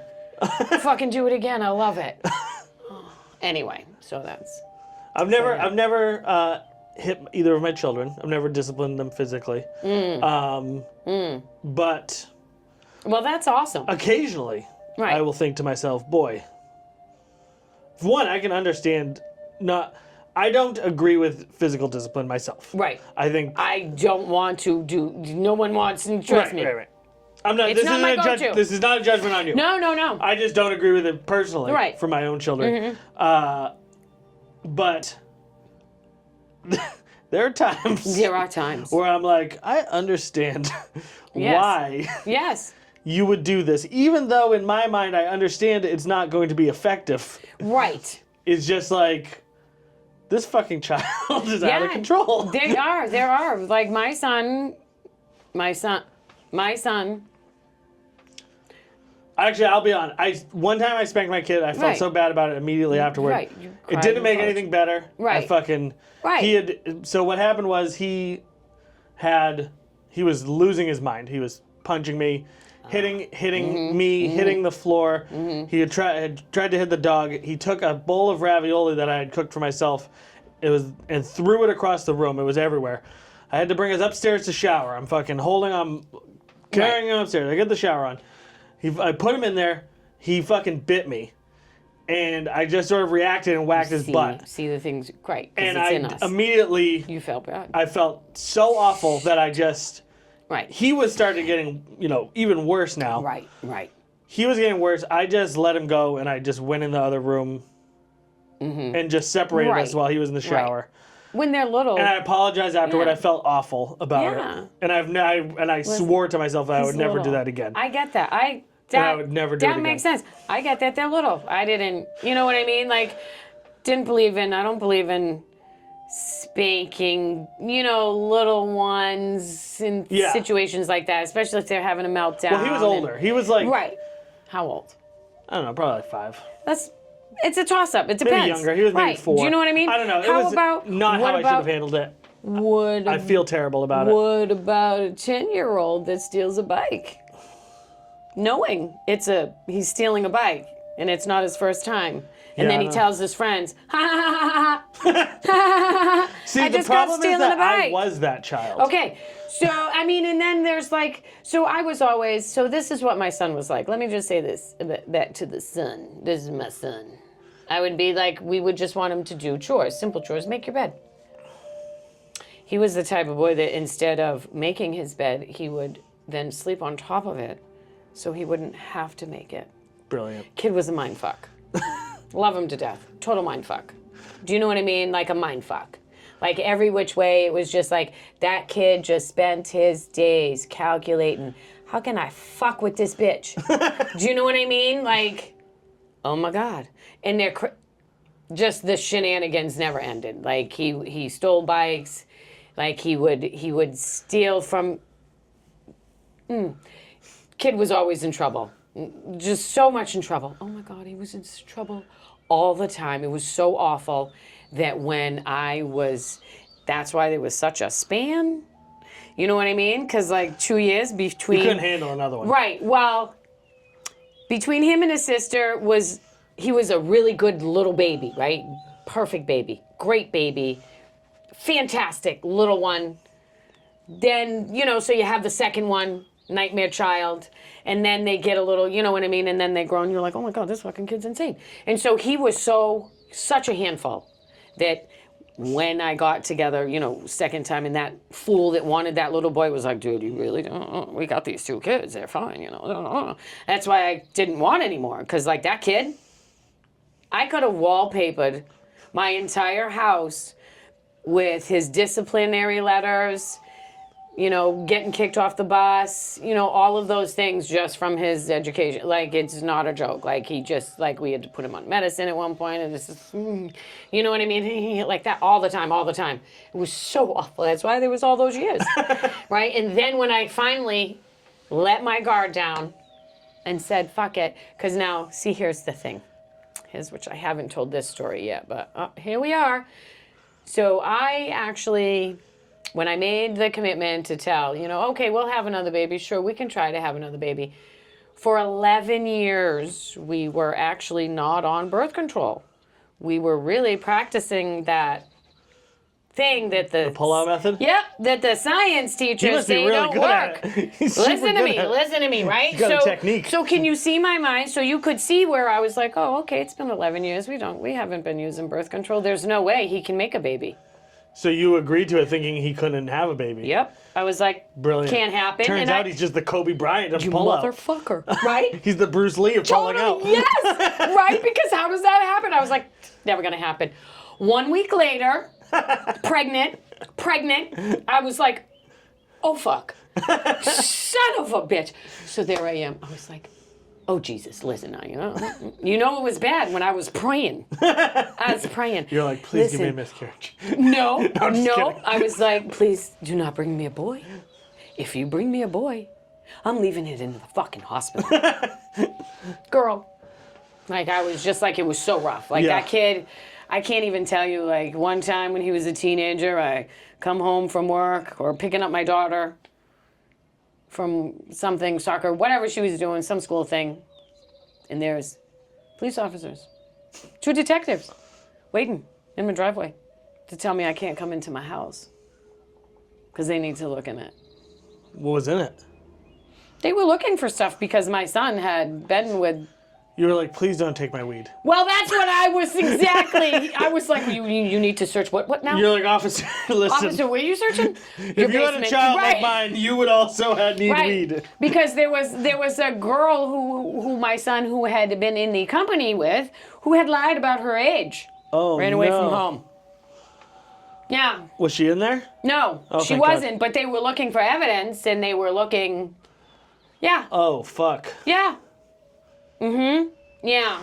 So that was just the one. That was just like I just can't even tell you. See, the good thing about my son is he's very headstrong. He's very willful. I always call him my willful child. Willful. Yes. But he will follow rules to a T. If you tell him a rule, as long as it makes sense. Right. As long as the rule makes sense. Like you can't hurt people because you wouldn't want people to hurt you. Right. And like it's not good. And he'll be like, okay, I won't do that. Okay, I can get But behind like that. if it's like a rule that doesn't really make sense, he'll push it to the edge. Right. But like I can remember at Love that. he was like 4, 5. There was a lot of stuff happened around when he was 4 or 5.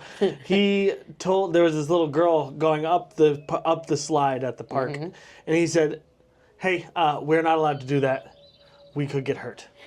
I love that. And I was like, "Okay, buddy, you don't have to be a cop, all right? You Right. can just follow the rules on your own. That's you don't have so to. cute. You don't have to.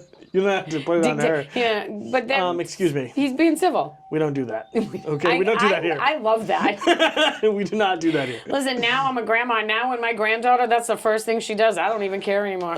I'm like, go, take all the friends with you, climb the fence, go run in the street with scissors. So I'm the opposite. I'm like, no, dude, go up that slide. Right, you know, right. you go up that Do you know slide. what Break that means? break That means the they're rules. gonna rule. Yeah. I'm like such a not rule follower. Right. That like it's so funny to me that he's such a rule follower. That is funny. That I'll be like, How did that like happen? I had to be like, I've literally sat him down before because he will not lie, like refuses to lie You have one of those? about anything.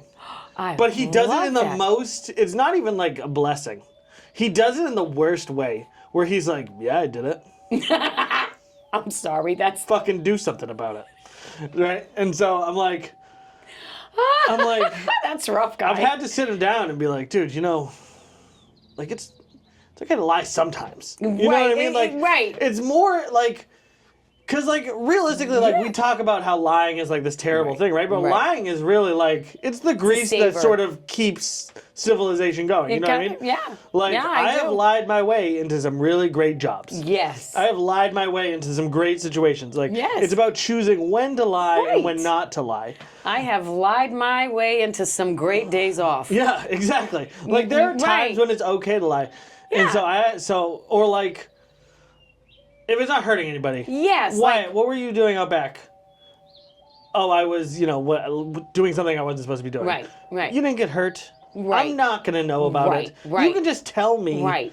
that you weren't doing anything, and I'm going to believe you. Exactly. Because I want to believe you, because I don't want to have to deal with this right now. Exactly. So, I mean, yeah. I can get behind that. I'm like, I've had to sit him down before and be like, so, like, we need to talk a little bit about, like, when it's okay to lie. Because right. Call it a... you don't need to admit to things all Right, the time. right. Or, like, he'll come into the house and be like, hey, Dad, I was outside doing this. And I'll be like, what the fuck, dude? Like, now I have to get you in trouble. Like, you could have just not said anything. That is so funny. You know what I mean? That is a realm I never had to go into. He'll be like he's not allowed to watch I can't even YouTube. help you with that. He's not allowed to watch Yeah, no, YouTube no, because it no makes children should it be makes him watching too YouTube. crazy. Makes my grandkids. Some kids Bonkers. Yeah, It makes my granddaughter insane. It literally makes there is a actual difference in him There is. from when he was watching YouTube to now. No, there is. Like the he was granddaughter's the same way. angry all the time and like always getting mad about stuff and like Yes. Right. so now he'll be like he'll just come downstairs and be like, Dad, I was watching YouTube. He confesses? I love Doesn't that. even confess. He comes and tells me. Right. He's like, yeah, I was watching YouTube. I won't do it again. Oh my God. He's like, I can't take it anymore. Yeah, I was like, I've seen alright. too much. I was like, all right. Yeah, Well, no. My granddaughter. I guess I gotta take your tablet away for the rest of the day, even though it sounds like you already learned your lesson. So, There are children like that. I'm not related to anybody quite like that. So yeah, so he's like a good. So like at least that's good. I don't think we have to worry about him getting the police called on You him. just have to worry about that poor boy's conscience. Yeah, he's getting the very best nice. of him. He's a very sweet boy. Right, and him being taken, you know what I mean? Yeah, I would Like, be he's much a more worried about sweetie. him being taken advantage of than him hurting somebody. Right. But right. yeah, he's so funny. Oh, parenting. He's the best. Parenting is weird. Parenting is weird because we do like you said when you said that you spanked him that time, because that's in us, especially if you've seen it and that's your thing. Like, well, it's crazy. It's like I didn't even leave a mark on him, but like immediately the guilt was so intense. Yes. So I always tried to start off with the gentle. Like I don't even think he noticed, to be honest with you. He was like in such a form of like freaking out. I don't think he even noticed that what happened. But like I felt so guilty about it afterward, and I apologized profusely to him. I apologized to my youngest. I swore I would never do it again. I never did it again. But I can't even tell you how many times I apologized to that kid. There have been times I wanted to. There have been times I'm like, I made that promise to myself, but right now would be a time that maybe I could break that just for 1 second. Right. I mean, you have to, parenting. So, do you ever read that book, The Prophet, by Khalil Gibran? No. Gibran? Oh, that's a good book. That's a good book. I don't read that much. Well, I mean, I don't always read that much either. Textbooks, mostly self-help. I'm a little dumb. Well, his attitude on parents, it was very big in the 70s. It was one of those Mr. new Rogers' guru book things. On parenting. I really like Mr. Rogers. I liked Mr. Rogers. He was a great man. He was. had great morals. He had a great message. Truly a great man. Just love your neighbor. Yeah. How hard is that? For some, it is difficult. Yeah. For some, it really is difficult. But anyways. The Prophet. The Prophet. Well, I mean, his idea about being a parent is it's like they're not ours. They're not ours. Yeah. So that's our kind of children aren't ours. Like, it's not our job. I was never I never wanted to turn my children into little me's. Yeah. Our job is to show them who they are and how to navigate the world. Yeah, I feel that. And deal with it. Like, and more of it should be more of an ambassador role. Yeah. I read that in a child book, a toddler book. For the last one, we got a book, Happiest Toddler on the Block. I highly recommend it if anybody's struggling with parent things, or you're thinking about having a kid. What's it called? Happiest Child on the Block? Happiest Toddler on the Block. Get that book. It really was a blessing.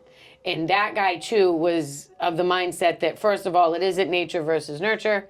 Children are born fully with their personalities intact. Yeah, that's 100% true. You know what I mean? There's no thing that's going to happen to them to make it come out one day. No, it doesn't work like that. Like, we are who we are, and it's who we are.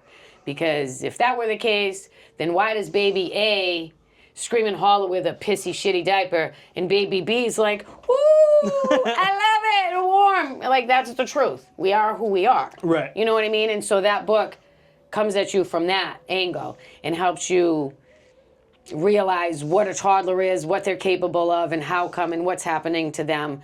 That was I love that book. Yeah, that's how I feel about kids, though. Is that like they're their own people? That's how I try to run my own life. And it's not our job to control them. Yeah. And that's where a lot of parents kind of make that mistake. And I came from people that their main goal as a parent was to control the child, and you just need to behave, and you just need to be well behaved, and they didn't give a fuck about your hopes and dreams, your future, what you were capable of, what made you happy, sad. They didn't give a fuck. None of that mattered. That's not what being a good parent is. Right. You don't need to be a friend. I'm not saying be a friend to your kids. That's later. You know what I mean? You can be a friend when they're, an adult. I just try to be when I think about my kids, I try to think like, just try to be a role model. Yes. And like, in that means in all aspects is like I try to always let my kids know like, hey, I fucked up. Right. Be a role model. Right. That was my fault. Like yesterday, like, I'm stressed out, I'm working hard, I'm like doing all this work, and then like my kids need my attention, which is understandable because they're children, and I'm like, hey guys, leave me alone. Right. And then later I'm like, hey, I'm sorry, I handled that poorly. Right. I should have done this, X, Y, Z, and like, but sometimes in life, we fuck up. And so like, it's not. They need to see, you need to apologize to your children. Yeah. My parents and they didn't do those things. They didn't do those things. Right? Nobody apologized to their fucking kids. right? It was like, go away. Right. Please, traffic is outside. Hit it, kid. You know what I mean? Those were our parents. But you always knew it was wrong. Right. You know what I mean? Like, and I am not a Gen Xer that will be like, well, I love that tough love made me who I am. Yeah, fuck you. I'm crazy. Do you know what I mean? Like, that's not great. Wish I had therapy. Right. I wish I had therapy. We should all be just saving for therapy for our kids and fuck college. Do you know what I mean? Because they're going to need therapy more than they need that college degree. Right? I actually believe that, so. Yeah, no, we should. And, like, mental health wasn't it. Do you know what I mean? So it's like, so as a parent, you're constantly trying to be better and be an improvement and show them how to be. When I was a kid, mental health, everybody thought if you were having a mental health crisis, it was because you were secretly gay. Yeah. And you were, like, hiding being gay. Yeah. So, like, if you were depressed, it was because you were secretly gay. Right. If you were anxious, secretly gay. Oh, my God. If you were bipolar, and secretly if you were, gay. Is that what it was for you? Well, for us, as a woman, it would be like, who touched you? Did something happen to you? Well, that was, the idea used to be, this is fucking insane to think. Right. But, like, even as young, even when I was a kid, it was like, the thought was like, if you're gay, it was because you were touched as a child. Or you wore pink. Yeah, well, yeah. But you know what I mean? It's like the only reason... Right. Isn't that crazy? Yes. To think, like... It is. I've always thought. But that was what because... Yeah. Like, you had to always hide being gay. Those were the people that I was raised by. Yeah. So, like, that's what people used to think is that, like... If you were gay, it was the reason that you eventually grew up and became a gay man was because you were molested as a child by another man. Right. And that man was also molested and all the way down the line. That's so Isn't wrong. that crazy? That is crazy. And that's just because everybody's afraid to come out as being gay. Right, because nobody wants to admit that, and none of that makes any sense. I mean, that whole thing makes no sense because people have been, like gays, like animals are gay. Do you know what I mean? There's gay things in nature. Right. Like the more you learn about history, you're like, everybody was gay. We've had gays. There's been gays. The Greeks are the gayest people ever. All they were doing was gay shit back then. Did you know that in marriages, a woman traditionally shaves their head for the first year of a marriage in the olden days because the men had so much sex with little boys that they needed a transition? That makes sense. But I know that it used to be you only had sex, like, in a lot of cultures, like, especially, like, all of the great warrior cultures, like, the samurai, all the, like, Spartans, all the Vikings, it was, like, you had sex with women to breed. Yes. But, like, it wasn't a love thing. The only people you loved were your brothers, and you fucked them. Yep. You know, it's like, so you had sex with women, you know, you had to carry on the lineage. It was gross, but you did it. Right. And then you had sex with men because it was awesome. It explains so much, right? Because when you're, watching or reading things, and it's like when was the last time you actually seen a sex scene with somebody that was pleasant or pleasurable? Yeah. For both parties. Do you know what I mean? I'll tell you the show Outlander. If you need the show, it's Outlander. Outlander. Normal relationship between a man and a woman. Normal, healthy, great I'll scenes. check it out. Yeah, no, it's good. Isn't it very old? Isn't it like take place like 2,000 years ago or something? Yes, she goes back in time. The lady character. Normal relationship. Normal time travel relationship. Right, it's a norm. Right, but they have. I feel like if you traveled back in time that far, you wouldn't actually be able to understand what everybody was saying. Well, they take like she's an educated woman who's a doctor, and so she comes across these magical ruined stones that transport exactly because I have some in my backyard, and I absolutely want to go back in time instead of forward 200 years. Can you imagine being a woman and fall back into time 200 years ago when you're in like a slip? A slip in the middle of the British woods or European woods. Can you? Sounds awful. Yeah. So, but like she ends up in the, Women were only allowed to wear pants like 20 years ago. Yeah, I know. I know all of it. Right. Do you know Mary Tyler Moore was the first woman to wear pants on TV? Was she? Yes, and I do. They fought back against it so hard, but she said that if she wasn't allowed to wear pants, that she wouldn't do it. Right, and I think I had a huge crush on Mary Tyler Moore when I was a child. Well, she was so funny. Super in love with her. She was funny for my and whole beautiful, life. And she was a great actress. My mother was really into watching the Mary Tyler Moore show, God, and I used to just have the funny. biggest crush on her when I was a kid. So cute. I love that. Yeah, that's nice. I was very sad when she died. I was very sad. I can get behind that. As we all were. Right. I like Lucille Ball. I love Lucille Ball. Right. And it's amazing that people say women can't be funny. Yeah, no, Lucille Ball was the best. Oh my God. Hilarious. Her and her sidekick, Carol Burnett. Yeah. And the other lady. Yeah. Oh my God. Tim Allen, those things were so funny. Ethel and Fred Mertz. Yes. Was there. Yes. Yeah, no, I used to love that. I actually wanted to watch I Love Lucy a little while ago, and you can't find it anywhere. Not on Tubi, I couldn't find it anywhere, no. I didn't look on Tubi, though. I'll have to look. I bet it's on Tubi. It's or probably got to be on... Or Pluto, right? Right. There's some old something. Yeah, I couldn't find it anywhere. Oh, that's so But sad. that's funny. I was watching Westerns with my son yesterday. I didn't even think about it. Which Westerns? We were watching Has Gun Will Travel. I've never heard of that. It's about a man who goes up to, I think, Alaska, and then he ends up in like a mush dog race. I don't know. It's good. My son, nice. I grew up on Westerns. I love Westerns. I did. And Eastwood's my man. Yeah, I do love Clint. But my son has recently just sort of been getting into them, so we've been watching them. That's so I've been nice. showing him various movies that I love. I got my son addicted to the movies and stuff. We watched the Marvel movies and all the comic movies. Yeah, he's not into those. How old is he? Likes black and white movies. Right? He likes cowboy really movies. Does.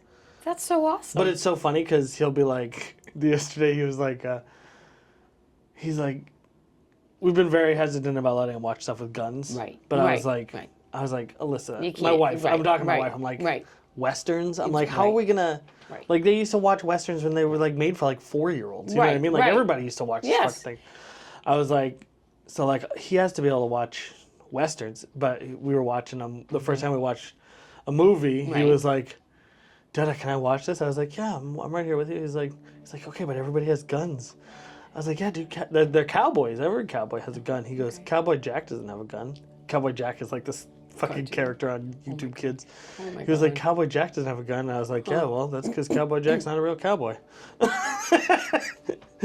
Burst that poor guy's bubble. Like, sorry, but... because he's fake. Sorry, fake news. Fake news. Cowboy. Get used to it. Fake cowboy, buddy. Huh, that's funny. So, but I just thought that was so funny. He's like, can we watch this? So do you like clue your children into the fakeness of what TV and movies are? Because I feel compelled. Yeah, we have to. And I have to do that to the kids. Well, I feel compelled to tell them this is special effects, especially, and I use commercials right off the bat because that toys can't do that. It's not going to make you feel that good. I'm not wasting my money on it. That's stupid and it's a lie. That toy's not going to make you feel that good. What the fuck commercials are you guys watching? Right. Well, you know. Do you remember? You remember Toy Story when and the thing and the, the kids and the Gushers, all the stupid commercials. No, I never. Yeah, the 90s was weird was crazy for commercials. All of those things, all of the commercials for the toys. Like, it's so stupid. I always made because I let my son pretty much watch. As long as I'm there with him and I can answer questions, like pretty much watch whatever. Right. There's no reason for me not to. Right. Because I'm just like, well, this is not real. That's what I mean. Like, that's what I try to make sure that they are aware. This isn't real. But I do this for a job. And so they have a better. You know what I mean? So they kind of they have seen all my notebooks. They know I write scripts all the time. So they do know. Yeah. Right, but your average kid doesn't know that. So like this stuff just happens in your brain. Right. And then you can put it out into the world. Right. So, like, it's not real. This is just someone came up with this inside of their brain. Right. And we should be doing that. Like, I've always done that with it. I think that's normal, too, because, like, I think it normalized the idea that, like, you can think up a lot of fucked up shit in your head. Like, your brain can come up with an infinite number of fucked up things. I wish it would stop. But you But, like, and that's okay as long as you don't act on them. Right. Like, so just, like, kind of understanding the difference between reality and and not reality. Right. No, I just always wanted to point that out to the kids. Like, no, you can't do that. This is fake. Yeah, no, I always talk about, and he kind of has like I said, this is what I do. Yeah, so that's cool. I know a lot of like people in the film industry and stuff, so like we've been to film sets and like he's seen all of the kind of. Does he want to do it one day? What does he want to do? I don't know. He wants to be a vet right now. Oh, it's kind of what he's talking about doing, being a vet. That's nice. But he's wanted to do a lot of things in his time. Right. He's just a little boy, but he'll know. Yeah, he'll know. I just want him in the so I started doing this like 3 years ago. I started doing it when I was a kid. Right. 16, 17, 18. And then I stopped because it was like this thing where everybody was like, well, you can't do that. Like, I wanted to be in show business. This is what I wanted to do. Really? Yeah. And people everybody was like, discourage you're you? not going to be able to do I that. fucking hate people. Like, that's going to have to be your plan B. And, like, all I can say to everybody is, sorry. like, oh, that's okay. It is what it is. I mean, right. there's a little bit of, I feel like there's a little bit of give and take there because, like, I do feel like to be funny, to tell good stories, to do those things, like, you do have to live a regular life.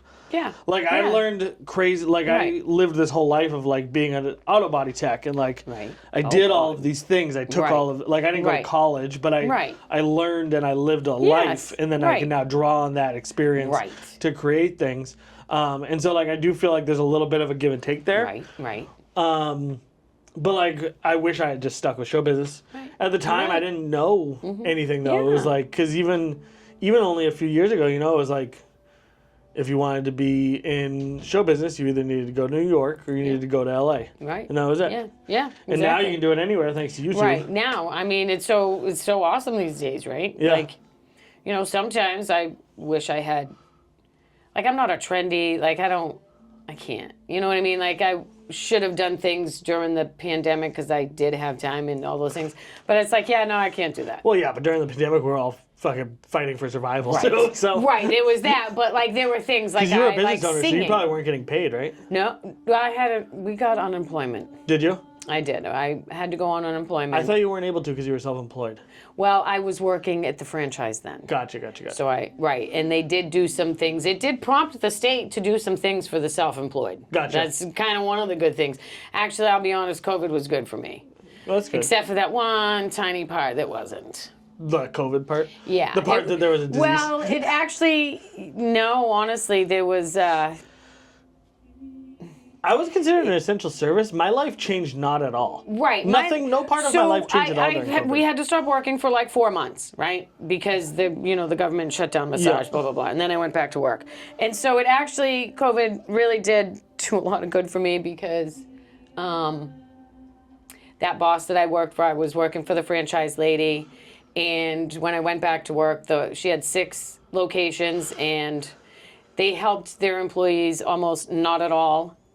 Worldwide, there's 1,500 plus locations, and that was then. We will refer to it as jealousy massage moving forward. So we'll do that, and so so they had plenty of money, plenty of resources, and basically they helped nobody. When I had a phone conversation with my owner, right after my second week of being unemployed, and And she says, I said, oh, I just got the information. She's like, how you doing? Because I was the lead therapist, right? I did the training and the stuff. Yeah. She's like, so how are you doing, Christine? I was like, oh, I just got the information from my unemployment.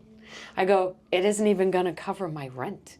She goes, oh, from your lips to God's ears. You're a billionaire. Like, you're a billionaire. Like, that's what you have to say to me? Like, all that company did was offer employees a $500 one-time grant that you had to apply for and then prove to them that you needed it financially. Well, they have all your pay stubs. Right. But it was like, so now, and they waited, and they did it in such a time frame that they waited till everybody's unemployment kicked in. Right. So technically, you could be on paper going, well, it doesn't look like you need it. Right. And they were probably getting those PPP loans. Right. And she took all those loans. She absolutely took all those loans, probably bought herself a new car and a new vacation home. Do you know what I mean? Like, so anyway, so that happened. And then when we came back to work, she used all the loopholes in her power to circumvent the guidelines the government put in place for us to do our job, which was not good. So I wanted no part of that. And then I went and left. I left them, and then I went to the competition, right? Because I still wasn't in a position to be on my own, right? Because, like, you need to, you know what I mean? I wanted to have some money aside, blah, blah, blah. But what I did do... I did not. Right. Well, I mean... I have been living hand to mouth. Oh, my God. Well, I didn't have anybody. I didn't have a second person. Right. I didn't have a second income at this point. I, single. And but what I did do was... Because I I knew like, ooh, business-wise atmosphere, people were losing their things and giving up space. So the thought occurred to me to find a space to rent because during those 4 months of downtime, a bunch of people did reach out and find me online, you know, and find me and be like, oh, so I may or may not have been doing massages in my home, right? And so then, you know, we opened, it was all ladies, you know what I'm saying, no men. And so then I found an office space because I had my youngest at the house. So my daughter was still living with me, so I didn't really have any male clients. Right. You know what I mean? I don't blame It was you. like, right. So I would go to them, right? But then I did find a room. I found my first room, and it was dirt cheap. Everything, the rent and everything included was like $300 a month. Right? Not bad. Right, and that was that space down the street. Yeah. And so then I stayed at the franchise, and I did my side thing. So I was literally doing both, working a whole bunch of hours, saved up some money, put enough aside, so I had, you know, so many, like 3 months of bills Right. to go. And then I walked into that franchise one day, and the sign said, oh, happy 1 year anniversary, Christine. And I cried, right? Because, like, I just went from one overpaid, out of touch with reality billionaire boss to another one. And these people, we can't afford to pay you more than $25 an hour. You own 6 businesses of massage, and they were part owners of the joint. You know what I mean? Having their second vacation home built or their second home built. Like, don't tell me you can't afford. You're so cheap. They're so cheap. Right. It was like, here's my notice. They're charging $100 an hour. Right, you're charging $100 an hour for a massage. 125, I think. Actually. 125 now, and they had, and instead of, and what those people did while I was still there, instead of giving their employees across the board raises, they instituted a tier, a therapy tier, like they do with hairdressers. Like if you go to certain hair places, right, supercuts, blah, blah, blah, you can say, I want your top person. It will cost you more. Yeah. Or the bottom person, because they have less experience, will cost you less, right? So that's what this massage company that did. sucks. They must have just fucked out all their top people. It's like you. So and then you were already working for them. You've already hired us as your therapist. We are already working on your clients. And now you pit everybody against each other. Yep, and then you institute this thing to get your more money. And so now you're making your client uncomfortable. You're making your employee uncomfortable, right? Like Nobody wants to be the shitty one. right, nobody wants to be the shitty one, but it's like, wait a second. I'm a licensed professional. I pay for this license. I did the schooling for this license. I pay every year for this license. I keep my continuing ed credits up Right. to maintain this license. And you're going to tell me that I need to do more to be at this level to charge this? How about no? Right. How about you just not get a second house, right? Right. And you just pay your people what they're worth. Like this, there was a guy I worked with. He was there 10 years. They were celebrating his 10-year anniversary, and I said, "Hey, Bob, He's making the same as you. Right. I said, "Hey, Bob, did they give you, like, did you get anything? Tell me they at least gave you $500 in gift cards." He's like, "Oh God, no." I was like, "Wow." I said, "So, what do you make an hour?" He wasn't even making $25 an hour for being an employee 10 years of doing massage. And then I quickly did the numbers on how much money he made that company. It was like $500,000 in the 10 years. Yeah. Off of his back. And you can't pay him? Oh, I gave my notice. Yeah. Right, like, right that day. Right. Like, I just did. Yeah, I don't blame you.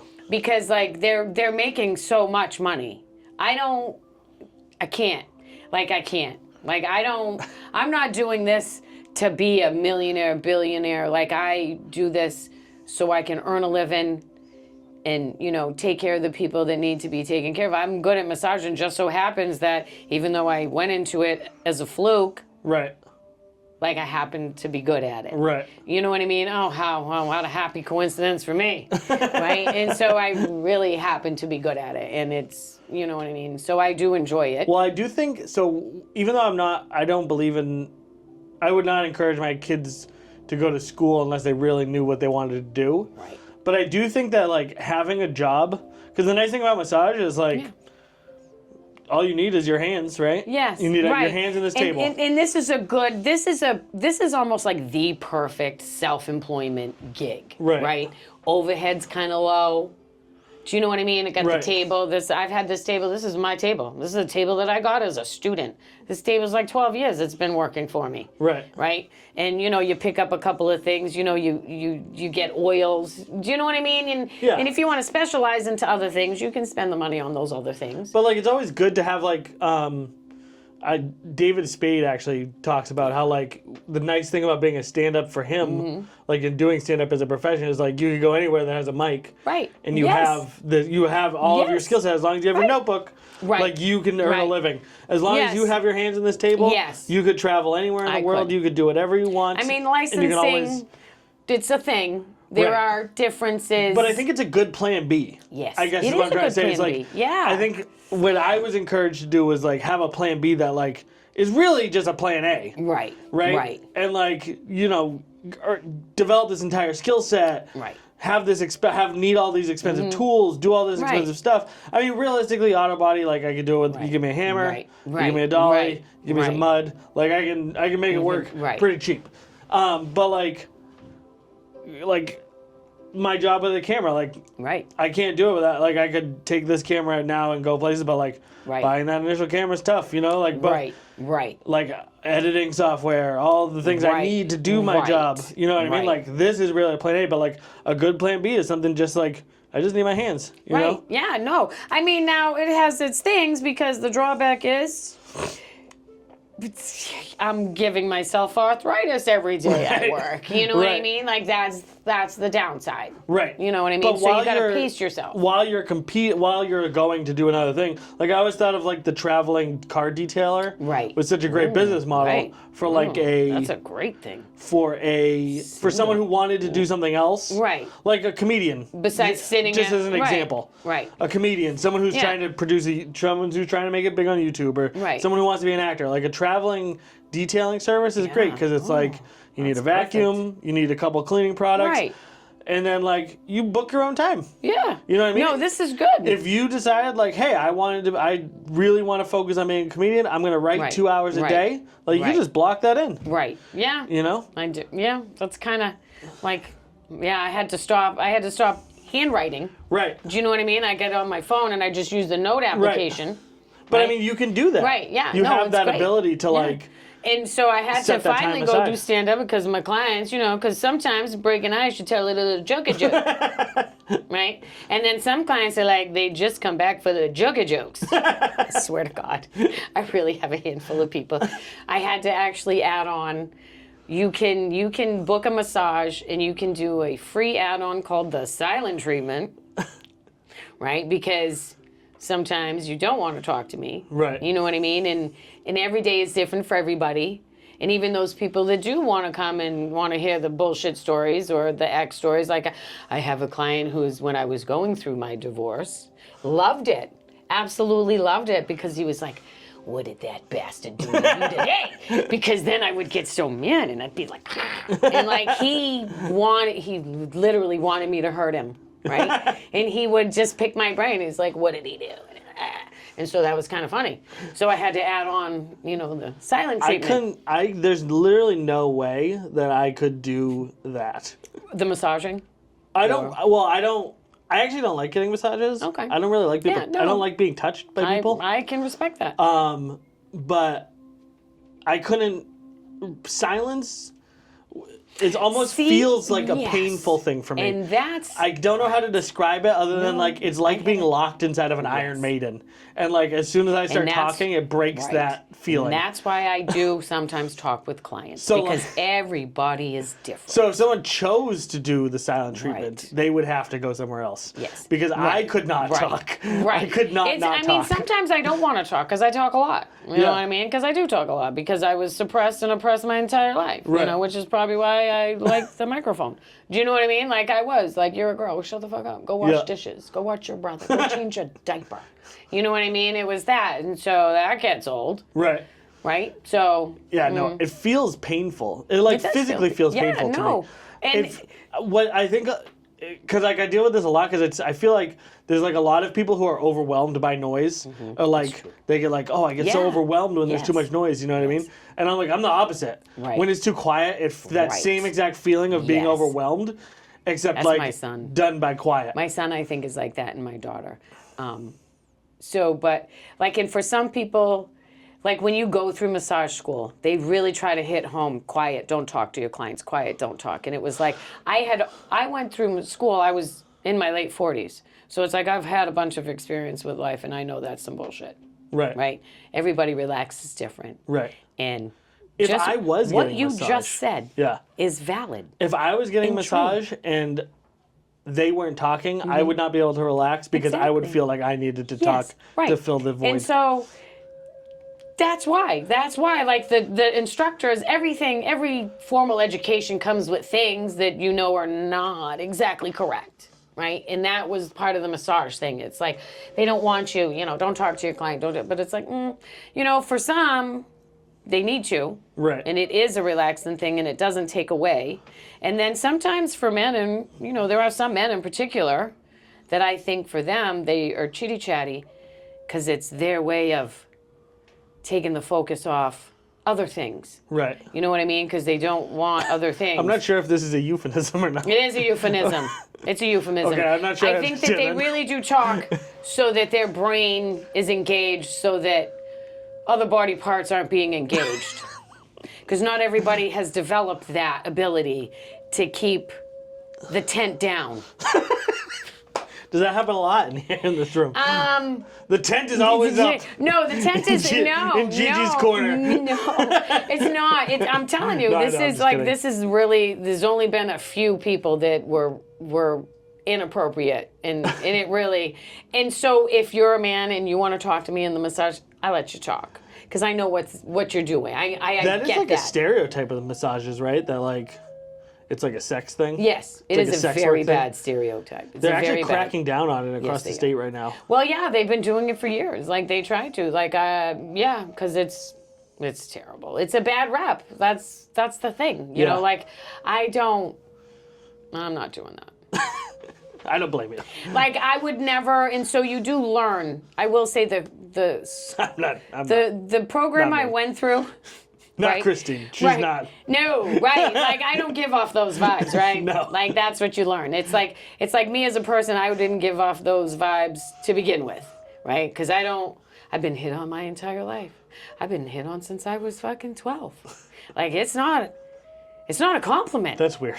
I mean, it's not so. Like, it's not a compliment anymore. It always amazes me that you can talk to any woman and ask them about, like, when was the first time that they were made uncomfortable sexually by like an older person. They'll tell you. And it's always a shockingly young It's a shockingly, number. Disturbingly young age. Yeah, 10. like 8, 9, 10. Right, is 10 usually and 9, what I right. hear. Like I was definitely hit on very, very young, 10 and 12. I didn't even have boobs. It's crazy to me because like I don't even talk to children. Right. I'm like, what do we have to talk about? Listen, I remember roller skating, right? Roller skating outside in the parking lot at my house at like 12. A fucking car of men. Hey, sweet thing. Hey, sweet thing. How you doing today? And I have no boobs. Like, I'm like a baby. I got no, you know what I'm saying? I am clearly a child. And I was like, hey, roller skating. They're like, well, how old are you, young thing? And I'm like, I'm 12. I mean, at least they had the decency to, and beat feet, but it's like, I'm a kid. You're asking me that. So it was like a week ago. My parents live right next to a school. It was 2 weeks ago. Mm-hmm. And I was like going out to grab like my parents' mail for them, because whatever, I was over my parents. I was going out to grab their mail. And like the school's like running team ran by. Right. And I was like, this is just weird. You know, and like one of them said hi to me because I was with my daughter, and one of them said hi to my daughter and said hi to me. But it's like I don't have anything to like. It's not even like a. It's like I don't have nothing to talk about with a child. Talking to a child is like certainly not sexually, but like even just like what the fuck. Do you like Pokemon still? Because I'm a mom, big sister, so like you know what I mean. I'm and being a waitress. But your sister, I talk to my talking to your. Oh well, being a waitress, I guess. But like I just think to me, it's like. I get it. One, you look like me. Right. And that's the thing, right? Like I'm like. It should be it's socially acceptable for me to be able to engage, but at the same time, it shouldn't be. I shouldn't be saying to a little boy, "Oh, you're so handsome." I bet you all the girls go crazy. Like, we need to stop saying that to do you know what I mean? But do you know what I'm saying? Because we still hang on to those things. Like, it's still prevalent in society, telling a little boy he's handsome, and then, oh, I bet you're going to be a heartbreaker one day. And, you know, like, we need to stop doing that. Like, I try not to do. I try to be consciously aware of what I'm engaging with. Yeah. You know what I mean? Like, I'm a grandma, and I'm an aunt, and I'm, you know what I mean? I got kids are in my life. Yeah. I just always think that's just something that's always... I don't know. I just like I said, I try to not even. Right. Like I had to stop using Hannaford to go because they would always send out some like child, like a 16-year-old girl, to like wrestle my groceries. I'm sitting in my car, and like what the fuck? Right. I'm like, how's it going? Pop my trunk. And then just sit there awkwardly while the 16-year-old girl struggles to load cases of water into my car. That's rough. Fuck that. That's rough, guy. See, I don't... Yeah. It's just awkward and uncomfortable for me. Yeah. I mean, I kind of... So... Yeah, I get it. So if you're Hannaford to go, please start sending out... Or they go the opposite way, and they'll send out the oldest person you've ever seen in your entire life. Listen, that's what I get. That's what I've gotten. It's like, shouldn't you be retired? Like, you should be home watching soap operas. Dead? And then there's that. You look like the Crypt Keeper. Have you been to the Nashua DMV? Not if I can help it. My heavens, that lady's definitely 95. Dude, I don't... I am telling you, they had two ladies working I went to Hannaford to go 3 times. The first 2 times I sent out young children. And one was a young man, and it's the same thing. Like I just don't have anything to say to kids. Right. Like there's no conversation I can have. Because the humor in me, it's like I think. Like I can't. Like I don't. Because they're retail people and they're service people, so. Like, I will be chitty, you know what I mean? I'll be like, hey, you know what I mean? Like, the other day, my daughter and I were buying something, right? My oldest daughter. And she was getting something from the deli. And the kid behind the thing on the deli, that kid barely looked like he was old enough to use the slicer, I swear to God. It's like, And that's another thing, too. Like, everybody looks young. We're old. And so we got to stop pointing out that you look like a baby. But all I'm thinking this whole time is like... You're setting out these little kids to fucking these strangers' cars. There's that. Oh. You know what I mean? See, I didn't even think of that. And I'm like... Because you're a good guy. Like, I don't even get out of my car. Right. I just pop to the trunk and let them load them up and then, like, give them a tip and thank you. I was just telling that kid... But then the third time, they sent out, like, a 200-year-old woman, like, struggling, like, shaking across the parking lot. And I was like, well, no, you don't want to email them because I don't want these people to lose their jobs. Like, if you're 200 years old working Hannaford to go, things are probably pretty desperate. Do you think you could, you know what I mean? Yeah, but what if she loses their job? Right. You know? They're like, no, he's right. Let's fire her and condemn her to the poorhouse. You know? Did you see the story where it was a woman who is very, very tall and manly-ish? And she got fired. She got fired because they accused her of being trans or something. Yeah. Like, that's batshit crazy. That is crazy. Like, we've entered a new realm of I don't even know what fuckery. You can't even be a woman and go to the bathroom anymore.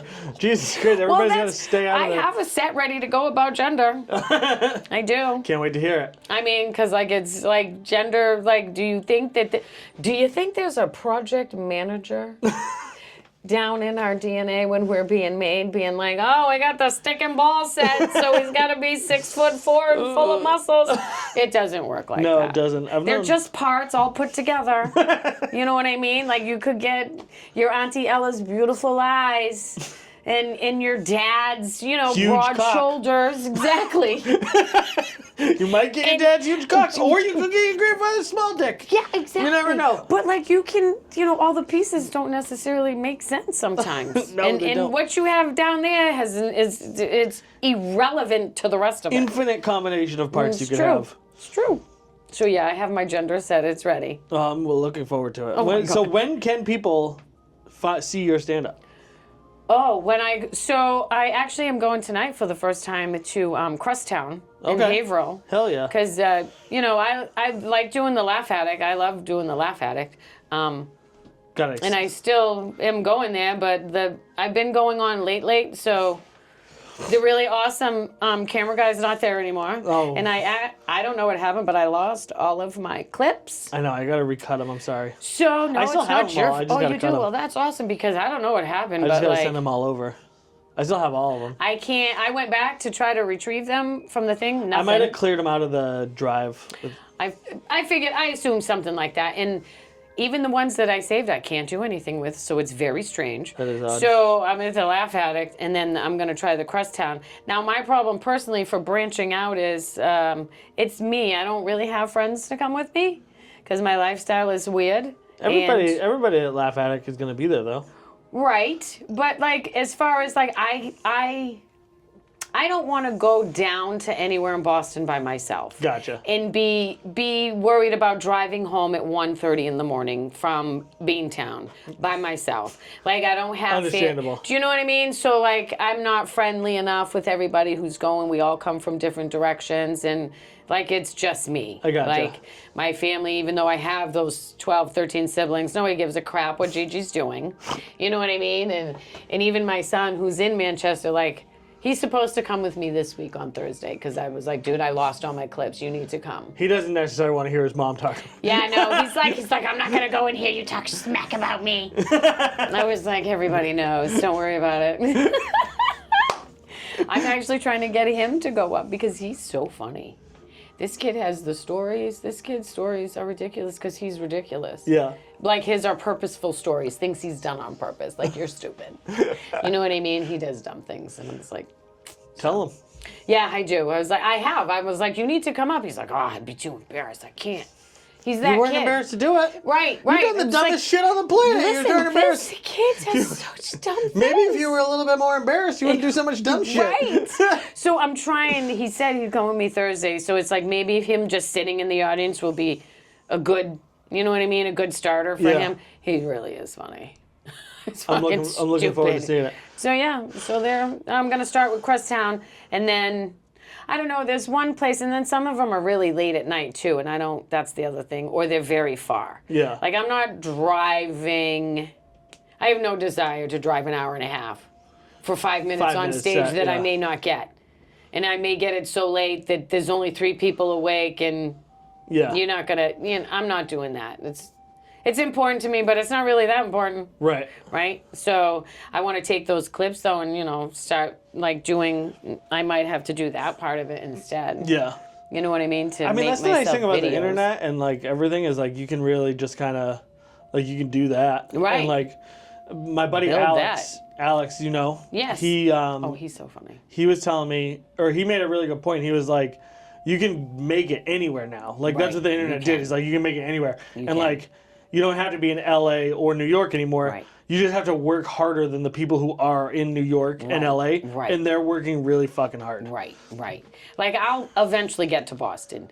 I don't think I'm ready. You know what I mean? But I would I need like a, I need a writing person. Like, and so that's. Yeah. Right. And I haven't found that person yet. I haven't found somebody who is capable or Our friend willing Darcy, and I able. bet, would do it with you. Well, she just had a baby. She just but had once a baby. she's done it with right her, when she's once the baby's right, a little right, older, I right. bet she would And go so, with you. and I think too, obviously, the Laugh Addict's kind of a boys' club. You know, not to put a Yeah, it's like 97% men. yeah. So a little bit of a sausage fest. I think that's all going to be all comedy, though, right? I think so. I do think so. Right. And so, But that makes it's it like easier that. for you to stand out, too. It does make it easier for me to stand out. But also, there's things, like, at least everyone can relate to grandma jokes. Is like this kind of thing anything you wanted to do at any point in your life other than now, or? Yes. I mean, I've kind of always, I wanted to do comedy. Like, Did you write? Did you do any other aspects of like entertainment or anything as you were growing up? Some writing, some creative writing, some short creative writing. Mostly diaper changing growing up. You have a great story. I feel like you should write it down. Right. Yeah. I mean, I started to a while ago, but I had some bad partners, and so it didn't work out. Yeah. And so I kind of stopped, writing. You know what I mean? Yeah. Like I did, but then, I definitely need to pick it up. Now you're single Gigi again. Yeah, now that I'm single, no mingle. Fuck off. Right? My main goal is not to get a man. Right? When I read off my list of, this is my list for my dating profile. I read it to my mother. What do you think, Mom? She's like, are you trying to stay single? She's like, I had 13 kids while wearing a fucking muumuu. She's like, I could land any man in the tri-state area if I wanted to. Oh, she probably could. It's so funny. Sick. It's sick. And it's like, well, you do know, Mom, men would fuck a garden hose, so it's not really a big pull anymore. I think we should end on that. I think we so. should end on that. Where can people find you? On Instagram, Unfiltered Gigi67, and Facebook, same thing, Christine Fields Fall. And where can they find your massage therapy? Oh, my massage therapy, Evolutions Massage and Bodyworks, 230 Amherst Street, Nashua, Unit 206. By appointment only. What's the Please phone don't number? walk in. It's 603-377-1260. All right, guys. Thank you. If you need a massage in the New Hampshire area, worth traveling states for. If you're in Vermont, it makes sense to come here, I think. So give us a call, line it up, and give Gigi the opportunity to make you laugh while also relaxing you. Bye. Thank you. Bye, guys. Mwah!